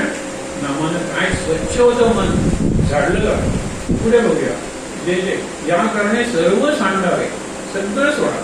एक देवास धुंडावे तरीच वर्म म्हणजे रस सिक्रेट पडे ठावे काही एक. त्या परमेश्वराचं किंवा आनंदाचं सिक्रेट पाहिजे असेल तर सगळं सोडा आणि देव फक्त धरा. आता सगळं सोडा म्हणजे काही नाही होत, त्याच्यात देव बघायचं. काही नाही, काय सुंदर आज आंबे आले नाही. गॉड इज ग्रेट म्हणत म्हणा. तुम्ही म्हणाल की आंब्याचा त्याचा काय संबंध, केळाच्या घराचा माझा संबंध सगळी इतकी वेळी आहे त्यांची देणी. मनात त्या मनात म्हणाय God gift, God's gift, God's gift, I will be grateful. काय देवाने सुंदर पोदेराने जर पाव दिले ना तर त्याचा वास घेतल्यानंतर लोक म्हणतात म्हणजे बाकीचे वास गेले खड्ड्यात. हा काय सुगंध आहे, भूक लागलेली आहे, रात्रभर खूप आहे, अशा वेळेला तो ब्रेडचा वास परफ्यूम वाटतो त्याला, आहे ना. God is great. म्हणून तुम्हाला सांगतो, विचार केला तर खूप आहे. शेवटी बघूया. या कारणे सर्व सांगावे, एक देवास धुंडावे तरीच वर्म सिक्रेट रहस्य पडे ठावे काही. सर्व सांगून शोधा मजला ऐसे देवची बोलला, लोकी शब्द अमान्य केला भगवंताचा. म्हणतात सर्व धर्मान परित्याग. धर्म म्हणजे आपल्याला रिलिजन वाटतो, देहधर्म नाही आहेत का, गुणधर्म नाही आहेत का. देहधर्म म्हणजे आपल्याला नंबर 1 नंबर 2 ला जावं लागतं ना. सगळ्यात सुख कोणतं, निरनिराळी उत्तर दिली. बिरबल म्हणाला 2-3 दिवसांनी देतो, मी सांगतो तसं वागलं पाहिजे. भरपूर खा, पण नंबर 2 ला मात्र जायचं नाही. 3 दिवस झाले तो म्हणतो बिरबल एवढा त्रास होतो रे, आज जा. गेल्यानंतर बिरबल बाहेरच कमवला. कसं वाटलं, जगातलं सगळ्यात मोठं सुख. बरोबर आहे ना. मी सांगितलं मोठं सुख प्रत्येकाची कल्पना निराळी आहे का नाही. प्रत्येकाचा सुखाचा आणि सुख सुख कशाला म्हणतात. सुख म्हटलं की दुःख आलं, आनंद म्हणतात. म्हणून उदंड सुख जया लागले, वेळे तयास चुकले, सुख सुख म्हणतात मेले, दुःख होता. मोठं सुख म्हणजे आनंद. आनंदाचे आपण खरं उपासक व्हायला पाहिजे. आनंद कुठं काय, सुखाला किंमत द्यावी लागते. आता चांगलं जेवण मिळालं तर काय आहे, येते जेवण मार्गावर आहे, मला माहित आहे, किंमत द्यावी लागली त्याला. पण आता जेवण मी तृप्त आहे, मिळालं तरी चालेल, नाही मिळालं तरी चालेल. मी विचार करतो, विचाराला टॅक्स नाही आहे. If I want to think for the betterment of myself and others, there is no tax on that. तुम्ही काय मला तुरुंगात घाला, माझं थिंकिंग कसं तुरुंगात घालणार. म्हणून म्हणतात brightest in dark rooms liberty thou art. म्हणजे जितकी काळ कोठडी सावरकरांना कुठे कुठे कोरलं, बुद्धी राहिली ना, स्वातंत्र्य समर काय किंवा सागराव प्राण कलमाला, तुम्हाला माहित नाही कमला नावाचं दीर्घ काव्य सावरकरांनी त्या तुरुंगात लिहिलं. मंडालेचा तुरुंग म्हणजे केलं होता ना, तिथे गीतारहस्य ग्रंथ लिहिला. तुम्ही माझ्या बुद्धीवर कसं कुलूप लावणार आहात? देह लावा, बांधून घाला, प्रत्येक केस आणि केस बांधून घाला. केस म्हणजे माझी बुद्धी नाहीये, मग नाहीतर मग गॉन केस म्हणजे गॉन बुद्धी झालं असतं. तसं होत नाही. बुद्धी दिसत नाही तुम्हाला म्हणून तुम्ही त्याला कुलूप लावू शकत नाही. बुद्धी स्वतंत्र आहे, मी तिचा राजा आहे. बघा ना, पुढे सांगितलेलं विवेकाचे फळ ते सुख, अविवेकाचे फळ ते दुःख, यात मानेल ते आवश्यक केले पाहिजे. आवडेल तुम्हाला अविवेक आवडला तर तुम्ही दुःखीच राहणार. विवेक म्हणजे विजडम. लक्षात ठेवा, what is good and what is bad at this moment. आता मला कळलं पाहिजे what is good at this moment. Stop, थांबलं पाहिजे. थांबतो एका मिनिटात. हे आत्ताचा विवेक आहे माझा. मी जर अविवेकी झालो तर तुम्ही पुढच्या वर्षी म्हणणार सरांचं 1.5 दिवसाची प्रवचन 2 दिवसाची व्हायला लागली. म्हणून अरे विवेक प्रत्येकाचा निराळा आहे. माझा विवेक आहे तर थांबलं पाहिजे. 2च ओळी थांबूया ना. कर्त्याची ओळख आहे यास विवेक म्हणावे. विवेक सांगिता भावे परम दुःखी. कर्ता कोण आहे? महाराज. कर्ता कोण आहे? परमेश्वर. कर्ता कोण आहे? शक्ती. शक्तीकडे शब्द माना. परमेश्वर आम्ही मानत नाही, गुरु आम्ही मानत नाही. शक्ती, तर ती शक्ती सगळं करून राहिलेली आहे. साधी कुठली गोष्ट करायची त्याला मेकर असला पाहिजे. की ब्रह्मांड ज्यांनी निर्माण केलं आपोआप झालं काय? ऍक्सिडेंट म्हणून ही सगळी युनिव्हर्स निर्माण झाली. म्हणून अनंत कोटी ब्रह्मांड नायक त्याच्या पायाशी आपण बसलेलो. शेवट वाचले आणि थांबूया. आता असो हे बोलणे, कर्त्याचं ओळखणे, आपले हित विचक्षणे चुकवणे. आपलं हित चुकू देऊ नका, कर्त्याला ओळखा. आणि मी करताना हे पहिल्यांदा होता, मग तो करताना ती करताना कशाला सांगायला पाहिजे? मी करता नाही. मग करता कोण आहे? करता करण्याचा तो आहे परमेश्वर. त्यांनी मला शक्ती दिली, बुद्धी दिली, स्मृती दिली, म्हणून मी बोलू शकलो, म्हणून मी चित्र काढू शकलो, म्हणून मी नवीन नृत्य करू शकलो. तुम्ही त्या A.R. रेहमानला विचारा, प्रत्येक वेळेला म्हणतो माय इन्स्पिरेशन कम्स फ्रॉम आउटसाइड. आणि त्याला ऑस्कर मिळालं त्यावेळेला तू हे ऑस्कर प्राइज कुणाला डेडिकेट करणार आहे, कुणाला समर्पित करणार आहे? मग आई तिला बोलत आहे, मेलं तिथे काय सन्मान असेल त्या भाईचा. ऑस्कर हे फिल्म मधलं सगळ्यात मोठं प्राइज आहे. ते घ्यायला तो तिला ऑफर करतो, नमस्कार करतो, and this is because of you. आता लोक विचारतात कसं? आईला काही संगीत येतं का? आईने जन्मच दिला नसता. हे लक्षात घ्या, आईने जन्मच दिला नसता हा A.R. रेहमान जन्मला असता, एवढी गाणी तयार केली असती. इथे तरी बेसिकली मान्य करा ना. मग आईने जन्म का दिला? आजी होती म्हणून. आजीने जन्म का दिला? पणजी होती म्हणून. जा ना शेवटपर्यंत. You have to trace back to the origin. And origin is God. God शब्द वापरू नका, सद्गुरु शब्द वापरूया. आहे त्या ठिकाणी काळ बसून डोळे फिरूया. शांत श्लोक म्हणूया आणि शांती पाठवूया. चेहऱ्यावर प्रसन्न व्हा. आपल्याला काहीतरी चांगलं कळलेलं आहे. विवेक सदा सर्वदा योग तुझा घडावा. तुझे कारणी प्रेम माझा पडावा. गुणवंता अनंता करुणायका मागणेचे राधा. जय जय रघुवीर समर्थ. ओम सहना भवतु सहनौ भुनक्तु सह वीर्यं करवावहै. तेजस्विनावधीतमस्तु.